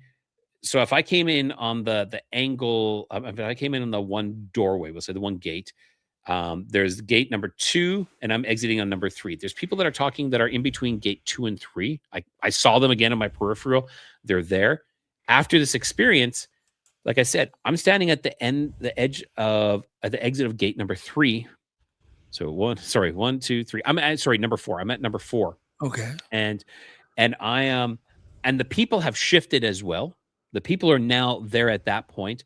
And I am, like I said, I become extremely nauseous and like dizzy. My legs are rubbery and everything. And I'm like, what's going? And my dog's like trying to pull me back because she knows which gate we're supposed to go out of. But when we're walking, there was never any problem. Like she was knowing which gate we're supposed to exit out of. But at this point now, she is turned around and going back because she knows which exit we're supposed to go up, because we've walked this multiple times. And I'm like, what is going on? And I instantly call up one of my friends. I don't know if you guys know Matt Amch from Planet 412. I call him up and I'm like, Matt, you're never going to believe, man, something crazy just happened. I have no answers for this. I'm very near this one church, and I'm standing at the exit to this church. I'm supposed to be going out this other exit, and I have no idea what just happened. I'm pretty sure there's no loss of time or anything like that. It was as if this whole world just went, shifted. It shifted, it glitched. Yeah. Extremely crazy. Like I said, I love it when when something glitches when you're with somebody and you both notice it's a glitch. I went to a family reunion with my daughter, and we had checked into a hotel really quick, dumped our luggage off, and then we're heading to the elevator because we got to get to this family reunion across town. And we're waiting for the elevator. The elevator opens. This big family comes out, all dressed very distinct, from some foreign country. They were very distinct looking. We let them out. There's like 6 of them, and they're walking behind us. We get in the elevator, we go down, the door opens, we go out the hotel, and here they're walking up the sidewalk. What? On the way to the hotel. And my daughter looked at me, and I looked at her, and we go, at the same exact time, we go, glitch. Just yell it, because it was the same family. They were obviously going to come in the hotel and go up the elevator, but they had already done it. And we had gone through some kind of a weird time glitch. And then there was another time, it happened on Memorial Day weekend about 10, 12, 13, 14 years ago. We were heading up on a jammed freeway. Everybody's leaving town Memorial Day weekend to go up north. And there was a couple with an old American, do you remember a Rambler? They had an American Motors Rambler, had overheated. And we were watching this older couple go down into the ditch with 2 buckets to get water out of the ditch to cool their radiator off. Okay. They were pulled over and their cars broke down. And we're stuck in traffic, and we're just, we're in the right lane because we're inching quicker than anybody, and there they are up ahead of us. And everybody in the car, there were like 6 guys in the car. We all go, glitch. It was the same couple. There's no way they could have got ahead of us. And were they, and their car was broken down again? Yeah, it was the radiator was steaming. They had the same color buckets, and they're going down to the ditch. Now, there's no way they could have got ahead of us. One, the car was stood out like a sore thumb. It was like from back in time to begin with. Okay. I mean, it was a 1964 Rambler. Really old, car. very distinct. Yeah. No, exactly. And so we definitely saw a glitch, at that time. And there's been other things I've dropped things. It's happened twice now where I've dropped something and then watched it go through the floor and never found it again. Once a hammer. It goes through the floor. Goes through the floor. I watch it penetrate right through the floor and never find it again. And you got to go buy another one. And I'm talking in a sparkling clean garage. There's no chance it bounced it. And then there was a spray can. I was painting, that Harley, Jeff, that your dad bought for me. Yeah. I was painting that, and I dropped a spray can, and it went right through the floor. And I never found it again. And I had to go to the store and get another one. Never saw it again. Halfway through it. So that's an example of a really good glitch. That's very similar to, Doug, what we call an A port, but it's like the reverse. An A port is when something manifests out of nothing and kind of drops or appears, but you're kind of like the person who is dropping the thing, and it's the reverse A port. Yeah. Well, there was a really good one that me and Yvette both witnessed, and I had, have you ever done any work on a motorcycle? There's a thing, the fork, the front fork. Okay. There's a thing, it's a triple tree, they call it. And I was going to put a triple tree fork on a bike, and I pulled off you get the fork and it's got the top cap. It's aluminum CNC, usually machined. And you pull it off. It's a really tight fit. and you pull it off, you loosen the bolts, you slide the fork up the head tube, and then you put the cap back on it. There's 3 precision holes, right? And every hole was off like an 1/8 inch or whatever. And I'm like, I just pulled it off. So maybe I flipped it upside down. So I flipped it back the other way. No, it was 1/8 inch off.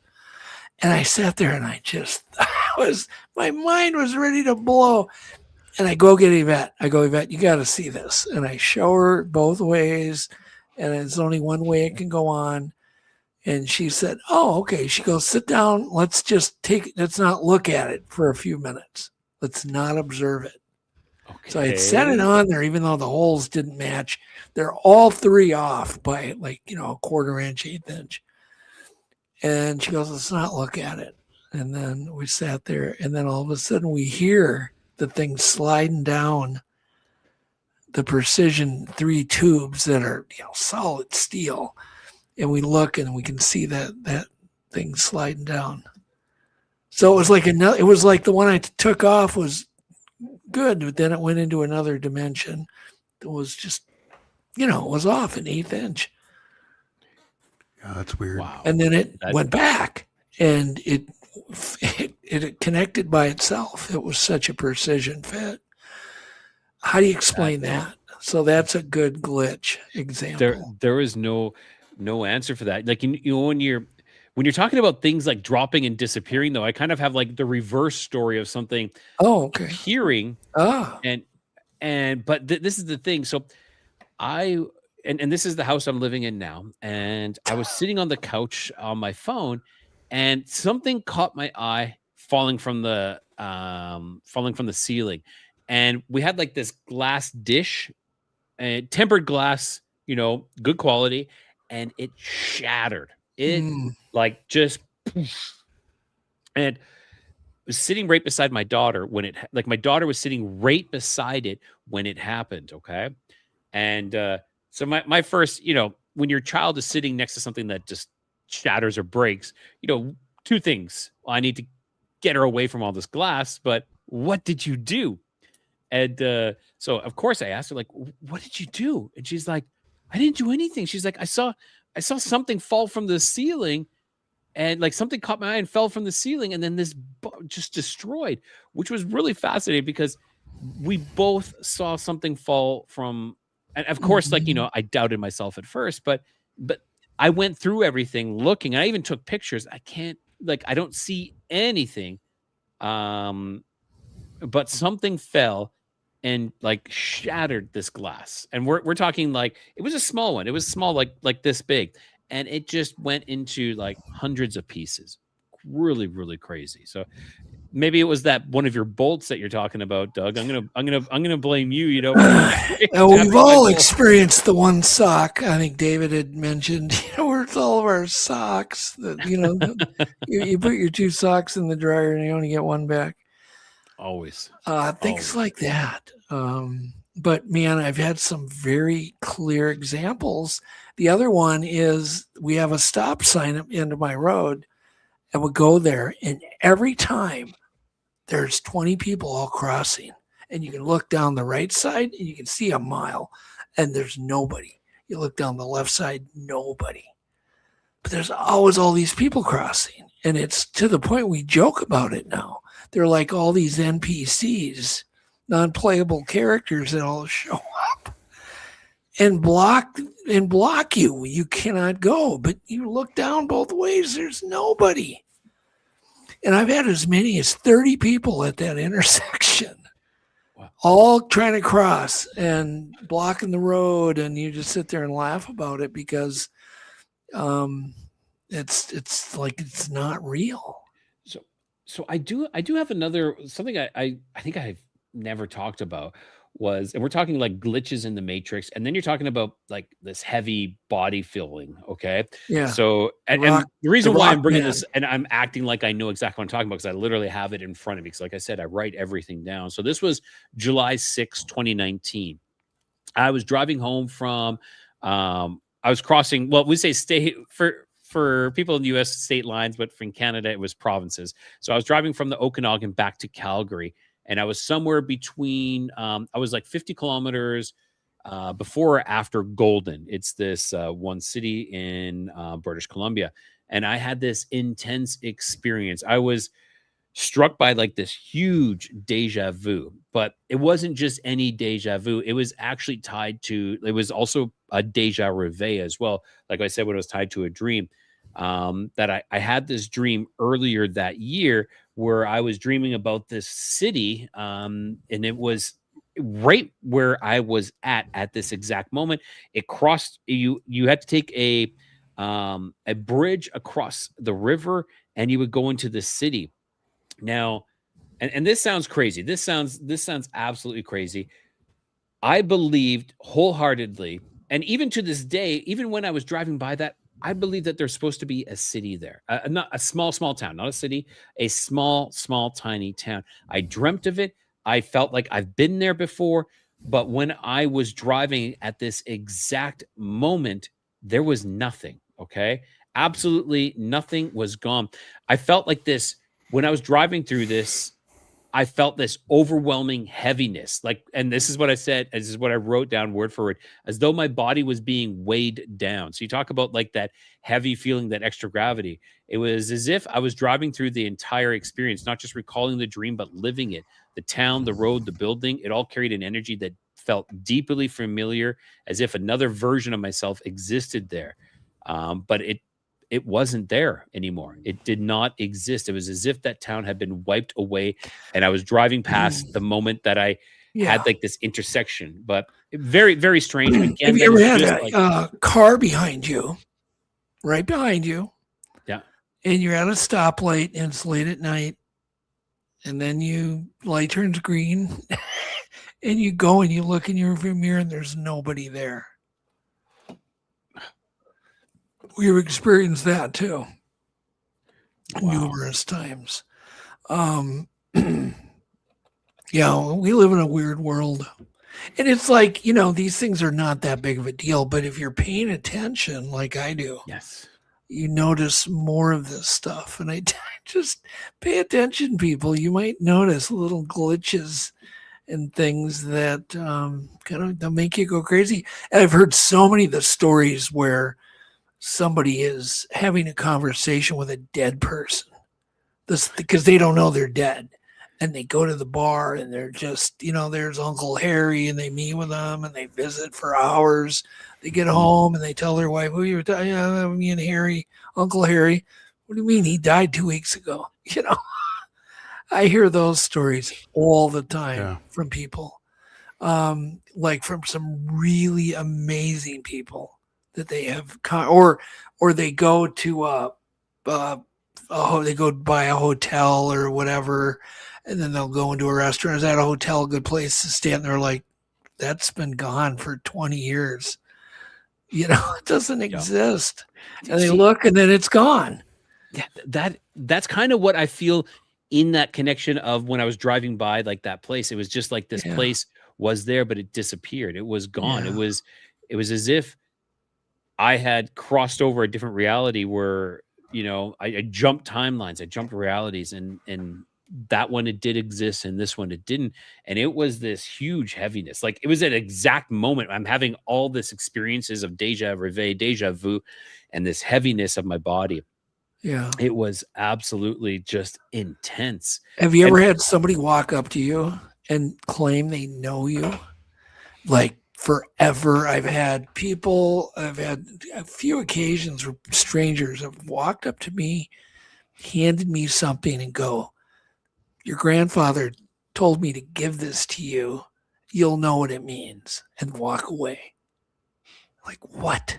And there was one time that happened with a toothpick. And I'm like, holy crap. I knew exactly what it was. I was out of town. And I used to go to my grandfather's and take his toothpicks out of his little toothpick jar and put them in this underneath his lamp that had all these little holes that the toothpicks fit into. And he knew I was over that day. He would go, "Oh, I see Douglas was here today." And Grandma would say, "How do you know that?" "Because all my toothpicks are gone." So it was just something I did to him as a joke all the time when I was a little kid. And so to have a stranger walk up to you and do that is like mind-blowing. I wouldn't say I've had that specific experience, but when you're saying people not knowing who I am, but coming up to me all the time saying, "Hey, you have a brother," or "Hey, like I know you." I get this all the time, to the point that when I started this one new job, like I knew my boss before, like I'd known him for years, and I started working for him, and I'd moved to this. That's when I moved to the city, Calgary. He was taking me around, and it happened right off the very first bat where he's introducing me to these people, and I've never met these people ever before in my life, and they're like, "Yeah, I know you from somewhere." And it got to a point where I told him, I said, "This happens to me all the time." And sure enough, it happened like 2 or 3 more times just within like the first couple of days of him introducing me to people. And I've never met these people ever before. Yeah. I'm new to the city. Never. Yeah.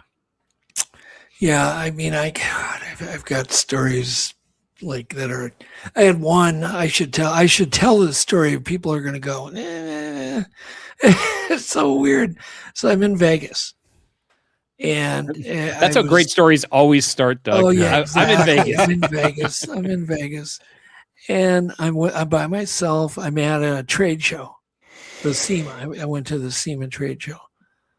If you know what that is, it's the big, huge car show. It's especially aftermarket car thing, right? Okay.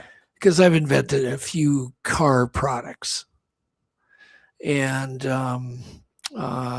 so I'm there, and I'm walking out the door. I went in to stop to have a drink, and I'm going right to my hotel. I'm going to walk back or grab a cab and walk back. And a woman goes, "Oh, do you want to play me in darts?" And I'm like, "Yeah, okay." So I play her game of darts, and she goes, "It's really good to see you again." I'm like, "What?" And she goes, "I've known you for over 1,000 years." And this sounds like just crazy nutso talk, right? Yeah. And so I'm talking to her, and I'm going, "Whoa, what are you talking about?" And she goes, "No, I've known you forever. Literally over 1,000 years." And she starts telling me all this stuff about my best friends, and, like my mom and blah, blah, blah. And, things from obviously this life, not 1,000 years ago. Yeah. So she goes, "Let's go over to the Hard Rock. We'll go over there and we'll play darts or play whatever," because this place was closing. So we go over there, very platonic. We go over there and we're playing different stuff. And she keeps telling me more and more about myself. And I said, and I'm kind of like freaked out. And finally I go, "Well, who are you?" And she goes, "Well, just say I'm somebody who's way above you." And I didn't really know what that meant. And she wanted to talk. We went and we had breakfast, and there were people coming in. I mean, this is like a late thing. And she was very cryptic. But here's where it gets weird. So I had to leave that next day, get on a plane that evening. And so I do the show. I go get my luggage, come back. I get in the cab, and the cab driver's got his hands over his face. He's all freaked out. And I go, "Are you okay?" And my buddy's with me. And I go, "Are you okay?" And I told my buddy this whole weird story. And in Vegas, like, you don't take stuff too serious, but yet she knew everything. And so the cab driver's all freaked out. And I go, "Are you okay? Are you okay to drive us?" And he's like, "Yeah, I'm okay. But I met this woman last night who said she knew me for 1,000 years. What? Yep. And he described the whole thing exactly when I was with her. Described the entire experience. Weird. And we were in the same cab together. And Joe got to, Joe witnessed this whole thing go down. And it was obviously, because she kept telling me, she's like, "You don't believe me, but you will before you go home." And that's exactly what happened at the end. So that's a story that you can just throw it in your gray basket and go, But I actually had a similar experience to that. Really? Yeah. Jeez. A girl that, and I to this day, I can't be certain if she wasn't just a really good con artist. Yeah, right. Exactly. You know what I mean? Like, it's the first thing that goes through your mind. Right. I'm like, yeah, because she said things too, like, "God, it seems like she really knows me," but I tend to not. I don't know. It's you just don't know if someone's that good. Let me just answer a couple questions just real quick, and I want to hear the story. So Kaya's like, did she know? Yeah, not only did she know my name, she knew everybody I knew's name. Like, there is no way. I've never seen this person in my life.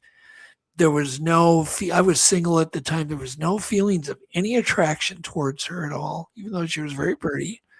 But yet it was just, she kept telling me, like, she knew every bone I had broken, every injury I'd ever have, how I broke him. So she was trying to prove to me who she was. I still didn't buy into it till the end. At the end on that, when the cab driver, that was the end of it. I believed it at that point. It's just a random cab. I mean, you're in a cab line. There's no way, even if somebody was trying to hoax you, that would ever happen. Right. So there's an example of a true, and Joe can verify all this, because I told Joe right away about this weird, experience. And then he was with me in that cab when that cab driver was freaked out. So there you go. Wow. That's incredible. I'm like, I can't top that. I have one, like, if we're kind of on this topic, and it's not like that kind of thing, but if we're on the topic of like these dreams and these craziness happening, and then something happening in real life, I did have one dream that still sticks with me to this day of the most terrifying thing I've ever happened. And it was one of the shortest dreams I've ever had in my life. Okay. And this happened in, this was December 10th, 2020. Okay. So I was in my dream, and everything is clear as day. Like, this was as if it legitimately happened right in that waking life. I was standing in my kitchen, near my back door. My daughter was sitting at the table where she usually sits, and she was eating. And my wife was standing behind the kitchen island, and she was cutting up vegetables or cutting up something. Now, all of a sudden, the power went out in the house. Okay, so the power went out, and so we kind of stopped. And then a couple seconds later, there was a like deep like clicking sound, and almost like things were like powering down, like someone threw a huge, like, with those huge toggle switches, and it went boom. I've experienced that. Boom. It's a weird. Really? Like you're dropping in an elevator without a floor in it. Yeah. And what happened when that happened?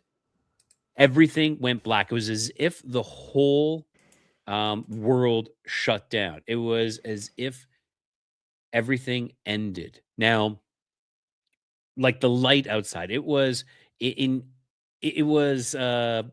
light outside initially was kind of like an overcast grayish color, but everything went black. I couldn't see.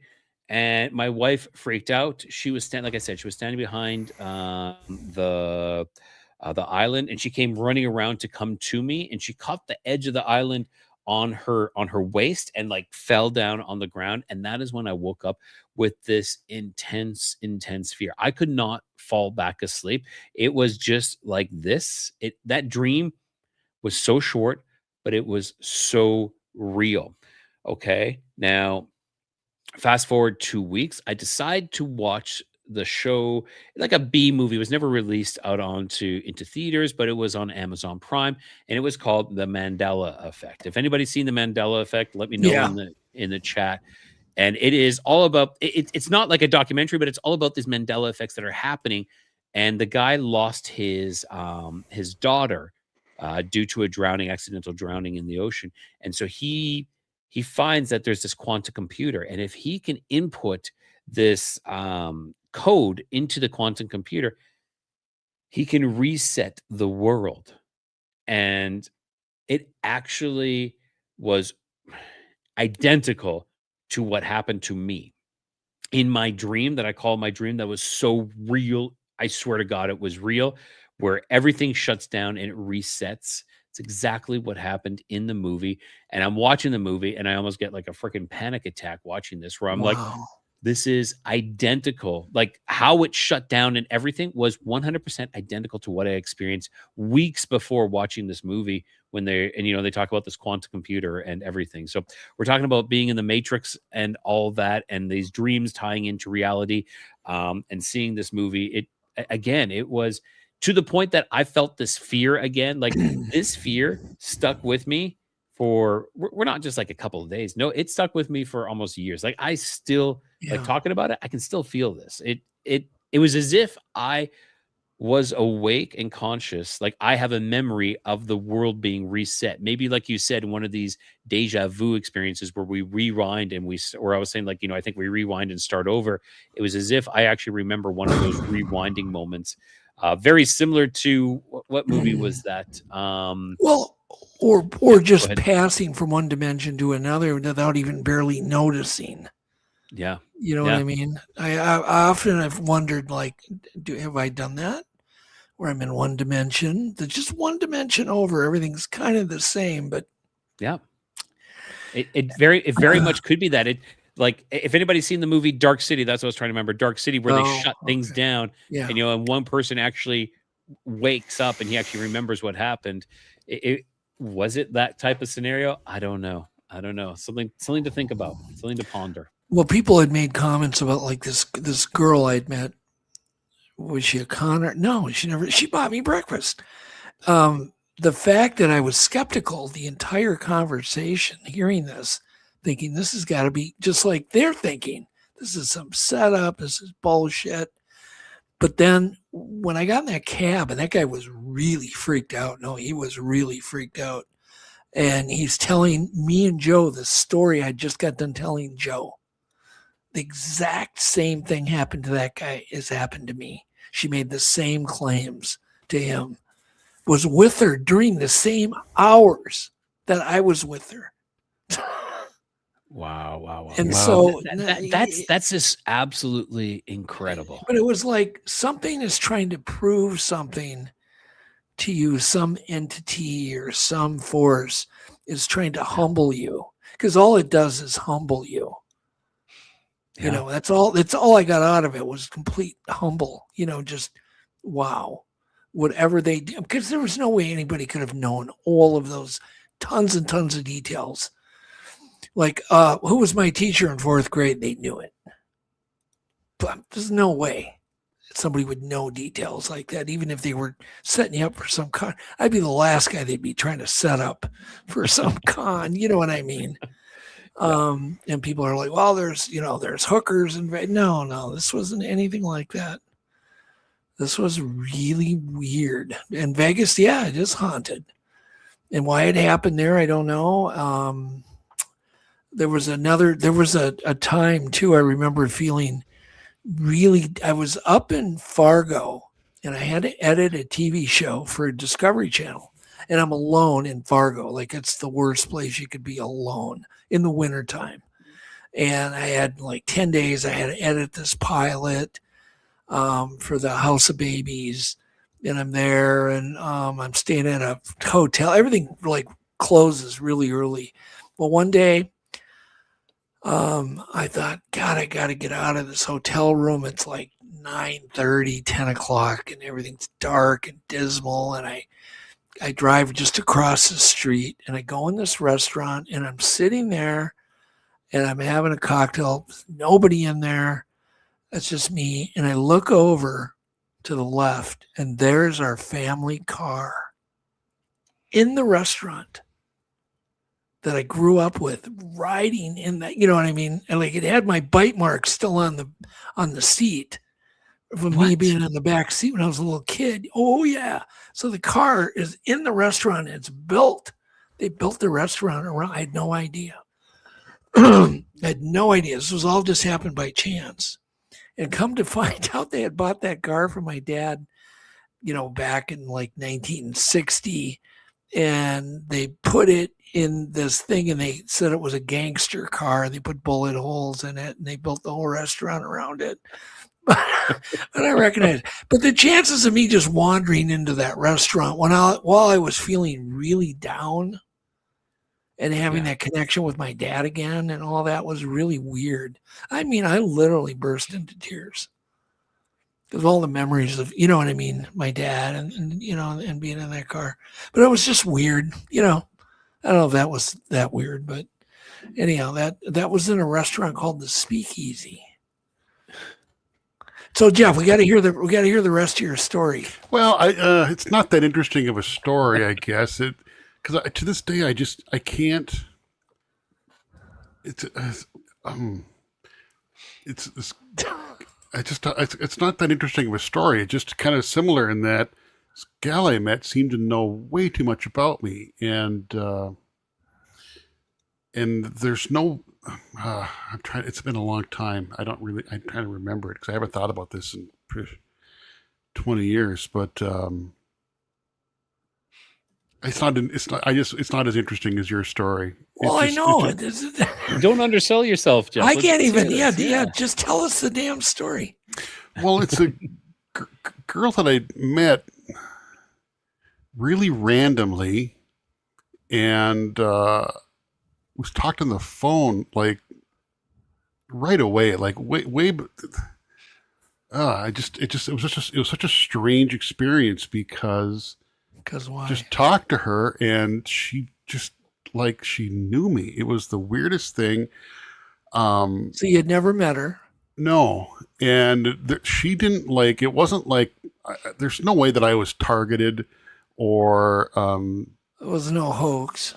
No, but it was just the weirdest thing, and I was so weirded out by it that I never talked to her again because I just the back of my brain just kept saying this doesn't seem right, and I wasn't comfortable with it, and I never talked to her again. But it was just. But she acted like she knew you, or you felt like you knew her. No, I didn't know anything about her, but she kept talking to me like, and there's just no way she could have read my personality that good. I don't know. I wish I could remember the story better, but I just remember it being incredibly unsettling. Oh. What's more interesting, I think, is just talking more about dreams. I have incredibly lucid dreams, and I have for the most part, I have a very persistent reality. Sometimes I'll have a one-off weird dream, but for the most part, I kind of revisit the same place. There's persistent events, persistent history, persistent memories. I usually have pretty full agency in dreams, where I'm kind of aware that I'm in a dream, but I'm still operating. I have agency, doing stuff. I'm talking to people about, I'm in this dream again, and I don't know, just very strange. To the point where I sometimes I'll have memories and I can't remember if it's a real memory or if it's a dream memory. And I've actually talked to people like, did we ever have this conversation? Yeah. And like, the blur. Nope. So, but it's kind of annoying how lucid my dreams are sometimes because it can be very confusing and I don't always like it. But it's so persistent. It's such a persistent world with persistent events and history and timelines. And like I would make plans in my dreams, and like a week later, sure enough, we proceed with those plans. Yeah, just bizarre. Well, that's what he was talking about. Okay, yeah. So I gotta change the topic here, and we got so far off the topic. Yeah. Well, you know what? If we want to change it, I can go to something that was probably the most profound thing that has happened to me yet, and this is one that I sent in a little video there to you, Jeff. Mm-hmm. And so what this happened August 2024, and I'm in my mental capabilities. I'm fine, everybody. I'm not having a stroke. I didn't have anything like that. Okay, so this incident begins here in Mexico, where I'm now in the Yucatan Peninsula and the state of Campeche, and I'm going to a local grocery store that's fairly close to where I live. And it's a small grocery store, so it's not like these big parking lot type ones. And I just pull up on the side of the street, and as I do, that's when things started to change for me. Okay. And we're talking glitches in the matrix or something else. Well, this is everything. Now I park the car, and by luck, by happen chance, I park right in front of this and right in front of the building. And it's small. Like, don't think wide as well. Maybe it's like 50 feet wide at most. Maybe no, maybe less than that. It's small. But I go there to go get my bacon and my cheese because they have the best prices. And as I get there, I'm sitting there in the car, and my vision starts to distort. And by distort, I mean I can start seeing these intense colors in front of me. Now, I, I've I've told the story many times, and I get this many times where people are like, "Oh, that's an oral migraine." You're having this, you're seeing these things. I think it's oral, or not oral, but aura migraine. And oh no, sorry, ocular migraine. Oh, you're having an ocular migraine. Yeah. And hey, fair enough. I'm willing to concede that maybe it starts off as an ocular migraine, but it goes into something else. So an ocular migraine, you see colors. Now, these colors, if you were to stare at the sun for, let's say, like a minute or two, and you start to see, like, you look away and you see like these intense flashes, and that is kind of what it starts to become. It becomes, and I don't want to say flashes, but it starts to become like these intense colors, almost like these fluid, intense plasma style colors. We're talking, like yellows and pinks and fuchsias and greens and blues, everything along that line. And they're just kind of like rolling and fluctuating. And I'm like, what is going on? But I need to get my cheese and bacon. so I get out of the car and I start walking because I'm like, maybe I just need to get up and move around. So I go into the store and I start walking to the back of the store because that's where the deli counter is. And as I'm walking, these colors start to take shape. Okay. And when I mean take shape, I mean that they start forming into this triangle. Okay. A triangle in front of me. And I can see it, like they're creating a border of this triangle. And it's like rolling over onto itself. So the frame itself is rolling over onto itself. So it's, like I said, the frame is about, maybe like 4 or 5 inches wide, and it's just rolling. It's staying in the shape into this triangle in front of me. Okay. Not like a flat base like this, but it was flat on the one side and coming down and over and back like this. Okay. And I'm like, holy cow, what is going on? And I'm standing in line, and that's when I start to see something through this frame. Okay. And it's not this grocery store that I'm in. I see something else beyond this frame. Okay. And what I see, and it is clear as day, it's not like I'm imagining this in my mind. Like some people say, oh, in my mind's eye, I see this. No, I'm physically seeing this. And what I see is the floor is strewn with rubble. And this everything in that I see is actually like this brownish rust color. Everything has like different hues of this brownish rust color. So the ground is strewn with rubble, concrete rubble. On my left, I can see a cinder block wall continuing this way. And again, it's kind of like everything is like painted with, like, I don't want to say it's like paint, but everything has this look, this rusty sepia type look. I can see a metal roof and rafters holding the roof up. On my right-hand side, where it should be a wall as well, you can see it's been blown out. Now, this wall is now like, I'm assuming that's what the rubble is from the cinder block walls now blown all around on the ground. And it's been, you can tell it's been weathered for quite some time. Like it's been sitting there for quite some time. They're not fresh, jagged. It's more like rounded. It's been weathered. Now, off into the distance, I can see these very large industrial sized fans. They're like these big, huge metal boxes. Like I don't say like that's what's like the fan is encased in this, and you can see the fan blades slowly moving in a counterclockwise way. They're just slowly rotating. Now, some of the fans were 1 or 2 high, meaning that there's a singular one and some were stacked on top of each other. Yeah, definitely Sly Fox, like an iron oxide look, 100%. That is exactly what I'm seeing. Everything has this iron oxide look to it. Now, I look up at the sky, and the sky itself it's clouded over, and the clouds are moving very fast and very quick. And it's kind of like there's an iridescent glow behind them, like a whitish glow, but the clouds themselves are also kind of like tinged with brown, and they're just moving very rapidly, very fast. And I'm standing there. 50% of my vision is obscured by this.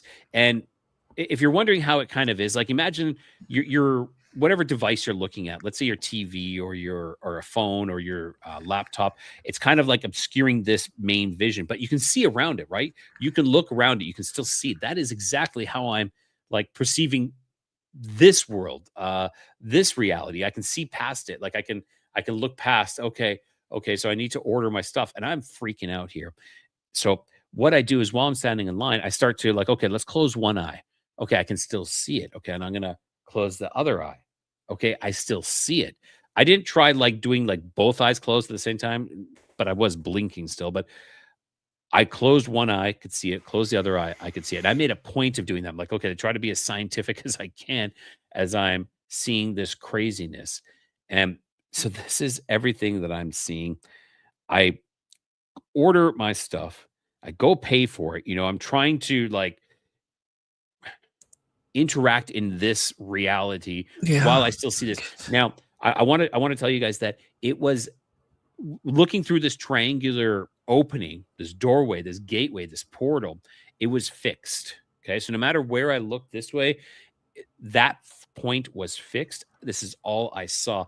Things were still moving though. Things were still happening in that world, in that dry, desolate world. So I go to my car, and yeah, people give me crap for this, but I drove home. I was about a block and a half away from home. I drove home, and I parked the car. I go inside the house, you know, like put my bacon in my pretending everything's normal. Pretending everything is normal, 100%. You know, my wife, I go into the bedroom. My wife is in the bathroom, and I say, I think I have a headache. I need to lay down. And I lay down. Oh my gosh. We're talking, it's close. It's pushing 15 minutes. Okay. So I'm thinking, am I losing my ever-loving mind? Like, what is going on? I am at this point, I'm actually scared. I don't get scared very often, but now I am scared. And I'm like, what do I do? What do I do? And so I prayed. I actually prayed, and I said, Jesus, thank you for showing me this. Please take it away. Jeez. And within a minute, gone. I could see everything was perfectly normal. Everything was fine after that. Though what I saw stuck with me. You know, well, like okay, but what? Just to kind of go back, what did you think was the world you were seeing? Great question. It sounds like it was another world. It definitely does. Now, Jeff, I don't know if you have that. If you want to pull up that little video, if you want me to do it, I can get it. The Wasteland one. The Wasteland one. Yes, I have it right here. You bet. I used AI to try to recreate this as best as I could. It's not perfect, but this is kind of similar to what I was seeing. Again, not perfect, but something very similar. You know. I hope it wasn't a vision of the future. Well, what I believe it was, I believe I was seeing the waste, and I'm getting biblical, I'm getting religious and whatnot. Okay, I think this is where the demons are cast out to. Okay, I think that this is the world, and this is just, again, hey, I could be wrong. Or it's the roof of the grocery store. Or the roof of the grocery store. Yeah. So this is where I feel that they live and they wander for eternity, and that's why they try to possess us, because they live in this world where they wander and they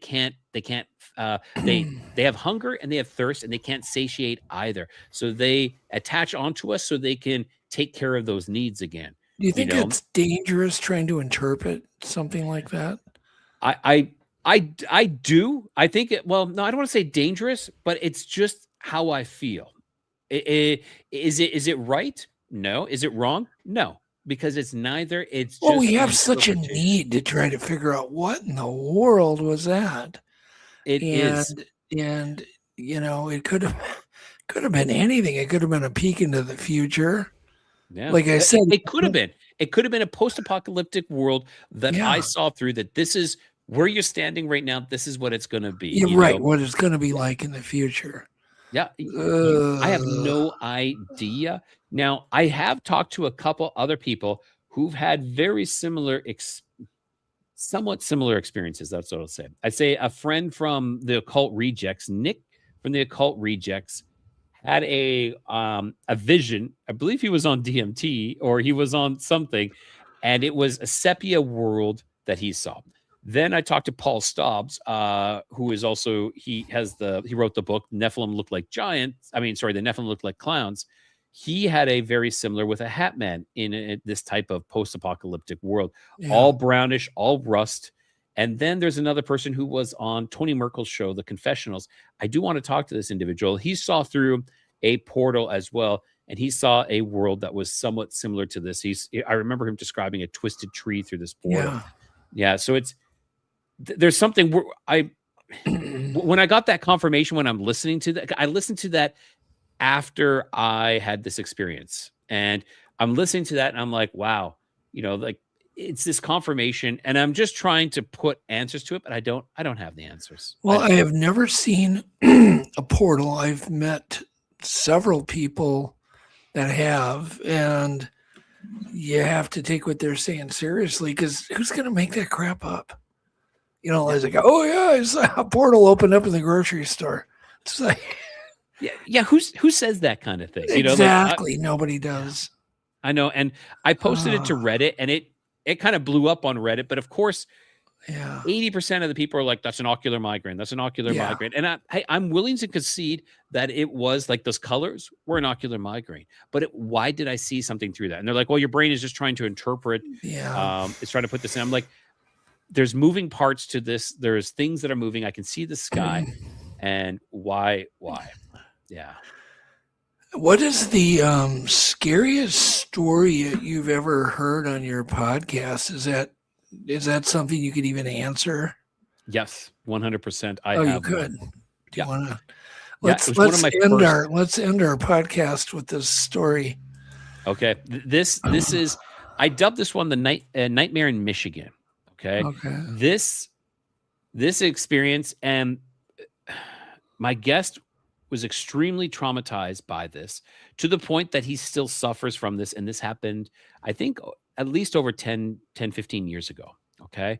And that's the thing that people don't realize. And I want to address this, is that we listen to these stories because they're extremely fascinating and interesting, but there's real, like the stuff that I have experienced, it has real life ramifications. My life changed because of some of these things that have happened to me. Like there are some people who still are completely messed up by these things. And this was one of them. His name was Andy. And like I said, this was called Nightmare in Michigan. So Andy was going to school, and he never named the town, but he says this town was like a university town or university city, that when university let out, pretty much the population dropped like immensely, almost like by half. So he was in school, and school was letting out. So he decided I'm not going to go back home to Florida. I'm going to stay and work. I'm working at a hotel. This is what I'm going to do. But I'm in the dormitory and I have to leave the dorm. I'm assuming he had to leave because the school's shutting down and they close all the dorms. I don't know. Okay. But every night is a nightmare in Michigan. Yes. So he found a place to stay. It was kind of out in a rural area. I think it was a double wide trailer, and he was staying with this other guy.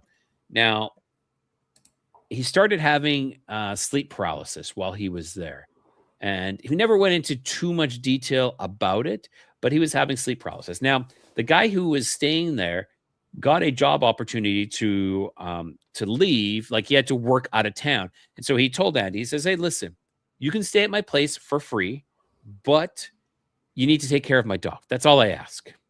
Hey, no problem. So Andy's taking care of the dog.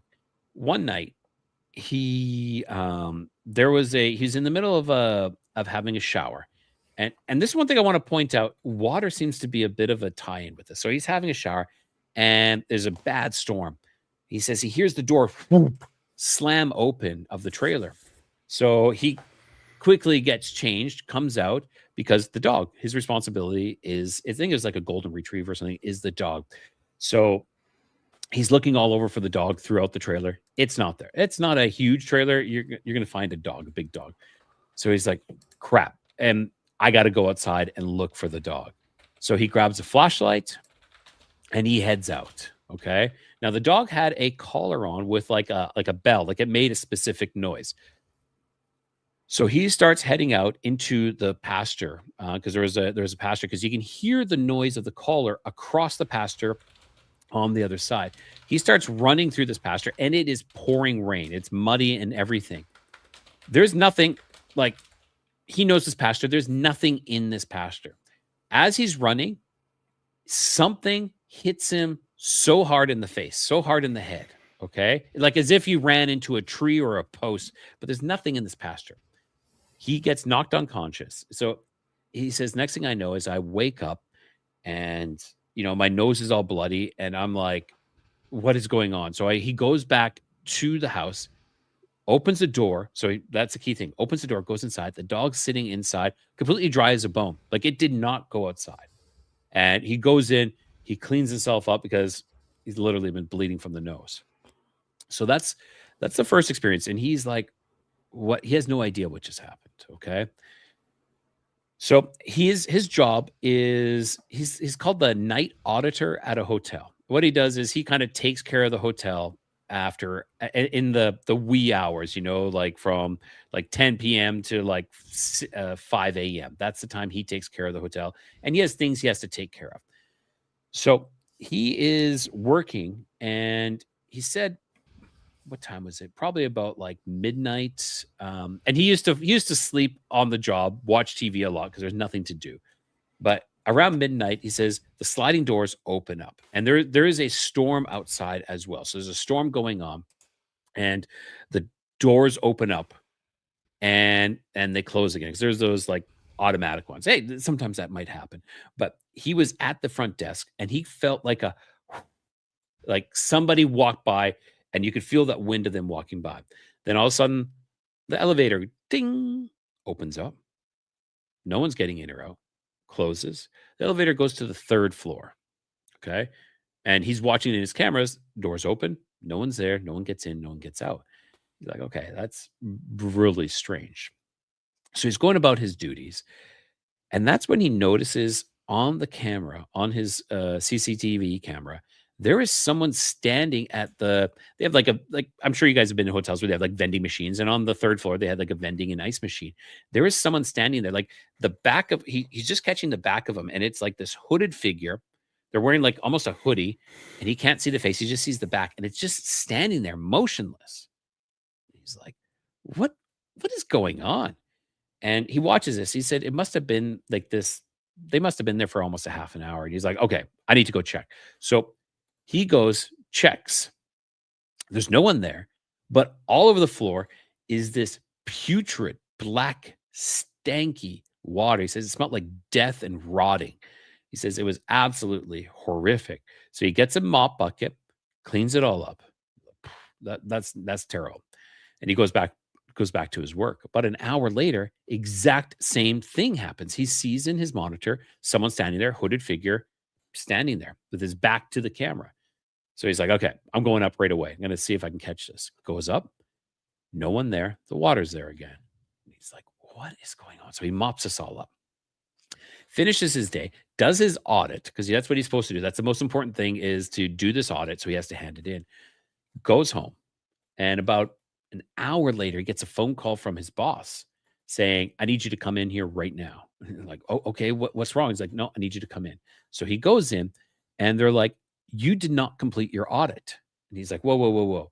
No. I completed my audit. He's like, no, you didn't. Like, here's the form. It is not complete. He's like, I swear to God, I did this. Oh, crap. I'm missing one last little bit. Before he heads home, actually, the reverse happened where the elevator door, bing, doors open. Okay.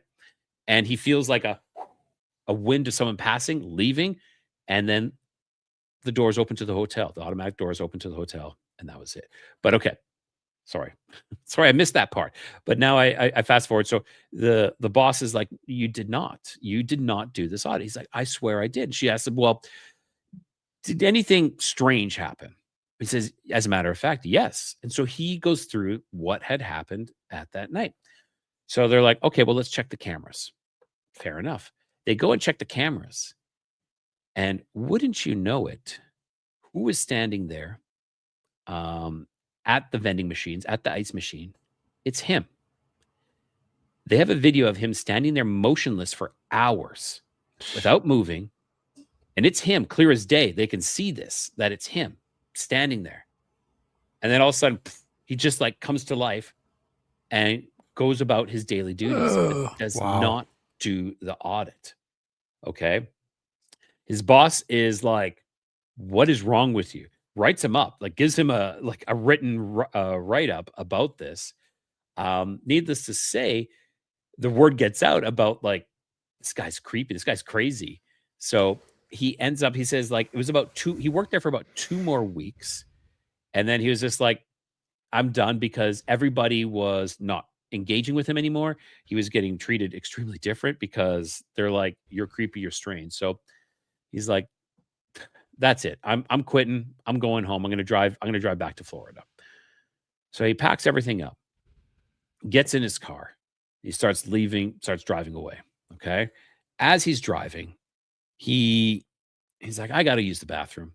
So there's up ahead, he sees like a roadside turnout, like one of those places that has like bathrooms, and it's not manned or anything, but it's kind of like a tourist spot where you go into, and it'll have like those little pamphlets and stuff like that, like local tourist attractions. So he goes. Yeah, they call them rest stops. Yes, exactly. So he pulls over and he's going. He says, as he's about to enter into the rest stop, he almost gets knocked over by this person in a hoodie. Okay. Just kind of like almost pushes him out of the way, out of this. And he's like, okay, whatever. He goes to go to the bathroom. And as he's walking in, he notices that the women's bathroom is flooded. There's like stinky water coming out of the women's bathroom. Okay, whatever. So he goes into the bathroom. And as he enters, this hooded person with like this hoodie comes into the bathroom, and he like can see it out of his peripheral. It's not like he's staring, but he sees this person come in, and they enter into the stall right beside the urinal that he's using. So he's using a urinal, and right beside the stall, and it starts making these noises. And like, I know our minds are all going into that one direction, but it's not like that. It was kind of like this, like these really disturbing noises. And he's like, I need to get out of here. This is nutso. So he goes to the sink, starts washing his hands. As he's washing his hands, he hears this voice. He hears the person in the other stall call his name, Andy. And he says, he almost stopped. He says, it was like this. It was like he was hypnotized. They said his name, and he almost turned around. Like it was almost like it was pulling him. It's this compulsion to pull him there. And he's like, no. So he washes his face. He's like, okay, I'm good. And again, his name is said a second time. And this time more forceful, more commanding. Andy. He says at that point, he turns around. He goes to the stall bathroom. He opens it up. And that's it. He does not remember anything else. The next thing he remembers is waking up in his car. Okay. He wakes up in his car. He's realized that he has now soiled his pants. He's peed his pants. He has now vomited all over himself. And his car is almost out of gas. The car is sitting there idling. He's in his car. It's sitting there idling. The car is almost out of gas. The car was pretty much full, and he's lost hours, and he has no idea what has just happened. He sits there, and he's like, what do I do? He starts to drive. He doesn't know if he can make it to the next gas station, if he has enough gas. He does. He calls his mom. His mom says, get home right now. And he says, I need you to make an appointment with a psychiatrist, a psychologist, anybody. I don't know what's going on. He drives straight home, not stopping for any rest or nothing, just getting gas, getting food, makes it home. He ends up seeing a psychologist, psychiatrist, whatever. And they say, oh, you just have an issue with sleepwalking. It's just extreme sleepwalking is what you have. That is it. That is what they said to him. And that is the most traumatic, scariest story that I've heard. Oh, there's my God. no answers to that. Okay. That's a yikes. Yeah. And He is. I still talk to Andy to this day. Do you think he really was sleepwalking? Oh God, no. I don't think so either. No, there's I'm not missing sure if time. you can sleep drive. I don't think anybody's capable of sleep driving. Yeah. That he was still in the same location. I will say this. He was still in the same location. So he didn't drive anywhere. But he doesn't know how long he sat. I don't know how much of the time lost there was. There was hours though. But his car was almost like he didn't have very much gas left. Yeah, there was missing time. I think there was That makes one of my time glitches look like a little feather. Jeez, that's crazy and creepy. Now, Jeff, you said you remembered some facts. Yeah, I mean, it happened twice, and there's extra details. Just I have to have a little bit of background. I have a very active brain. Terrible insomnia. My gears are always turning, and I pretty much always have. I don't want to say voices in my head, but an internal. At least a dialogue. I never have an internal monologue. It's at least a dialogue. I process thoughts in conversations in my head all the time. And I solve problems unconsciously all the time. If I'm not thinking about something, a problem, the answer will pop up to me when I'm thinking about something else. So that happens all the time. So twice this happened to me. A person I was talking to that I had just met and started diving into one of my inner conversations like they were part of it. And it was okay. There's things that I had not talked to anybody about. They weren't relevant to anything going on in my life. Just one of the weird things that I think about, theories about things, about whatever. And both times they kind of went, in the middle of the conversations, just started kind of like revisiting this conversation that I've only had in my head. And both times I asked, have we met before? This is so weird. And the first time the girl goes, yeah, of course. I'm like, well, what do you mean, of course? She just laughed. She's like, oh, you'll figure it out later. Like, oh, wow. And it was just the weirdest thing. And again, I was so unsettled by it, and I was so uncertain that I kind of just doubted, like, did I really believe that? Am I just hearing what I want to hear? I just wasn't sure about it. But it happened again a few years later, kind of a similar situation. And a different person that I had just met. Mm-hmm. Okay. And same thing. She starts resuming a conversation that I had in my head recently. And the same thing, like, do we know each other? And she said, of course, we share the same brain. Don't you remember? Like, what? And again, it was just the weirdest thing. And I didn't pursue it. I was so, like I said, I was so. Was this somebody you were going to date? We share the same brain? both times it was girls that I kind of wanted to date. Okay, well, first off, never date a woman who said she shares your same brain. Yeah, no, do not do that. That's why it was so unsettling, because I'm like, this just doesn't add up. Like both times, I'm thinking to myself, are they scamming me? Are they after something? But they just didn't make any sense, because there's nothing they could be after. At the time, I was not very successful, I wasn't worth a lot of money or anything like that. And it was just bizarre. I mean, just beyond bizarre. Like both times they literally dove into a conversation that I had only had in my internal dialogue. Like just something bizarre that I was thinking about, something really weird, esoteric. I don't know, just the strangest thing ever. She didn't Both say times. she knew you for 1,000 years, did she? No. That's no. good. The first girl just laughed and said, "Yeah, you'll figure it out." And the second girl was like, "Yeah, we share the same brain. Don't you remember?" But we share the same brain. That's so bizarre, so crazy. That really makes you think. Weird. Yeah. And and actually the second girl, I talked to her again after that, and she kind of downplayed it, and I was just like, "This is too weird." Like, no. Anyways, that's my story. It's bizarre. It is a little bit odd. It's I haven't thought about this. This was over 20 years ago, and I haven't thought about it. I don't think I've ever told anybody this story before. In fact, I'm certain I haven't. But I remember both things happening. I remember where I was when they happened. It's weird. Very, very weird. All right. I want to give away a couple of shirts. Yeah. Real quick, and then we're going to go do our wisdom. Greg Olson. Right, Jeff? Give us your address. We'll mail you a shirt. I'm going to type my email in right now. Greg Olson. He's listed as at Greg Olson 1970. So email me your real name and mailing address. Yep, I'm just scrolling and just stopping. And Amy Alo. So what I did is just scrolled really quick and just stopped for one that was right in the middle. Amy Alo. Right, Jeff? I like that. Yep. Email me with your real name and mailing address. Yes. And again, we'll keep it private. We don't share that with anybody else. No.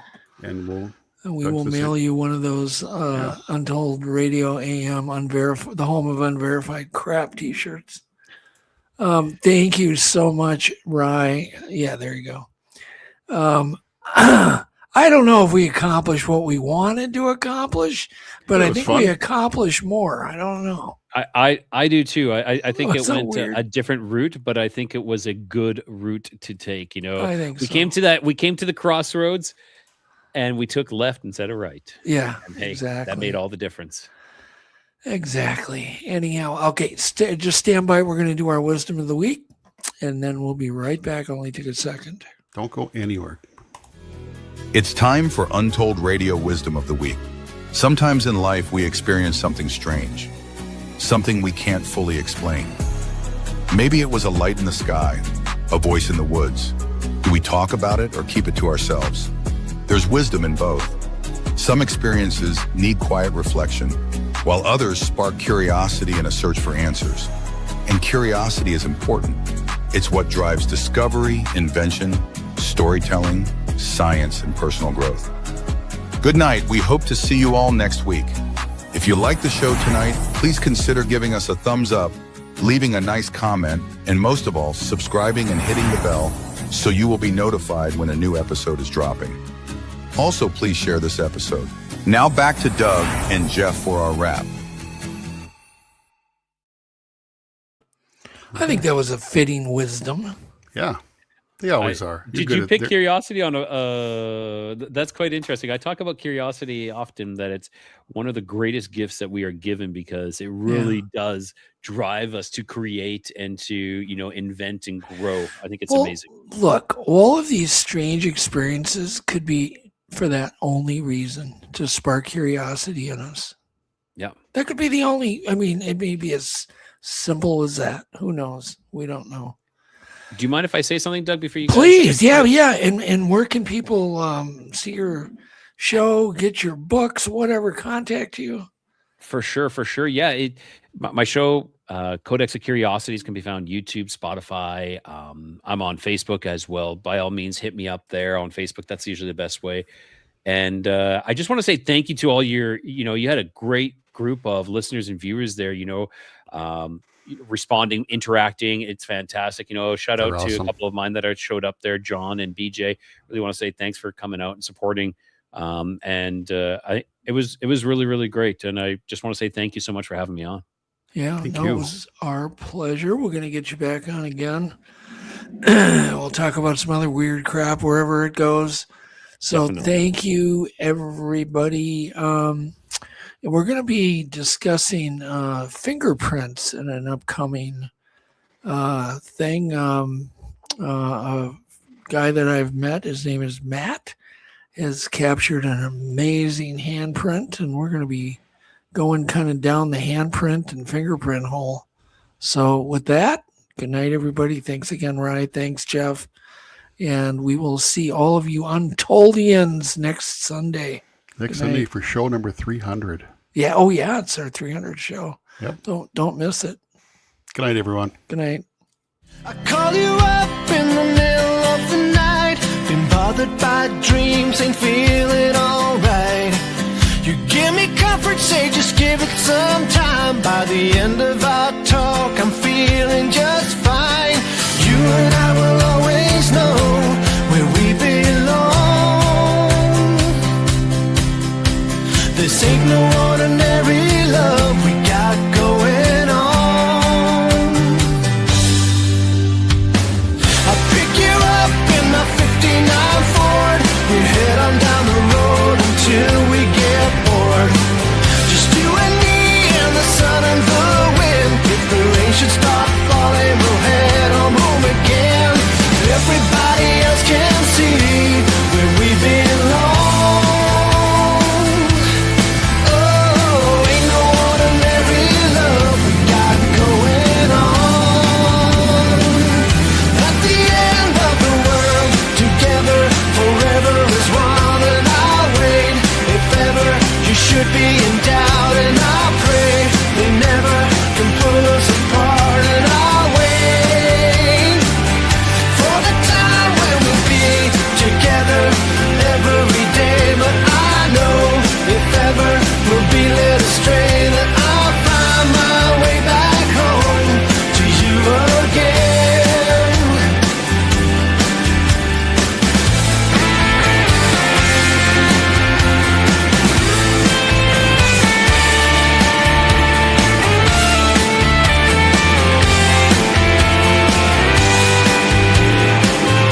At the end of the world, together forever as one, and I'll wait if ever you should be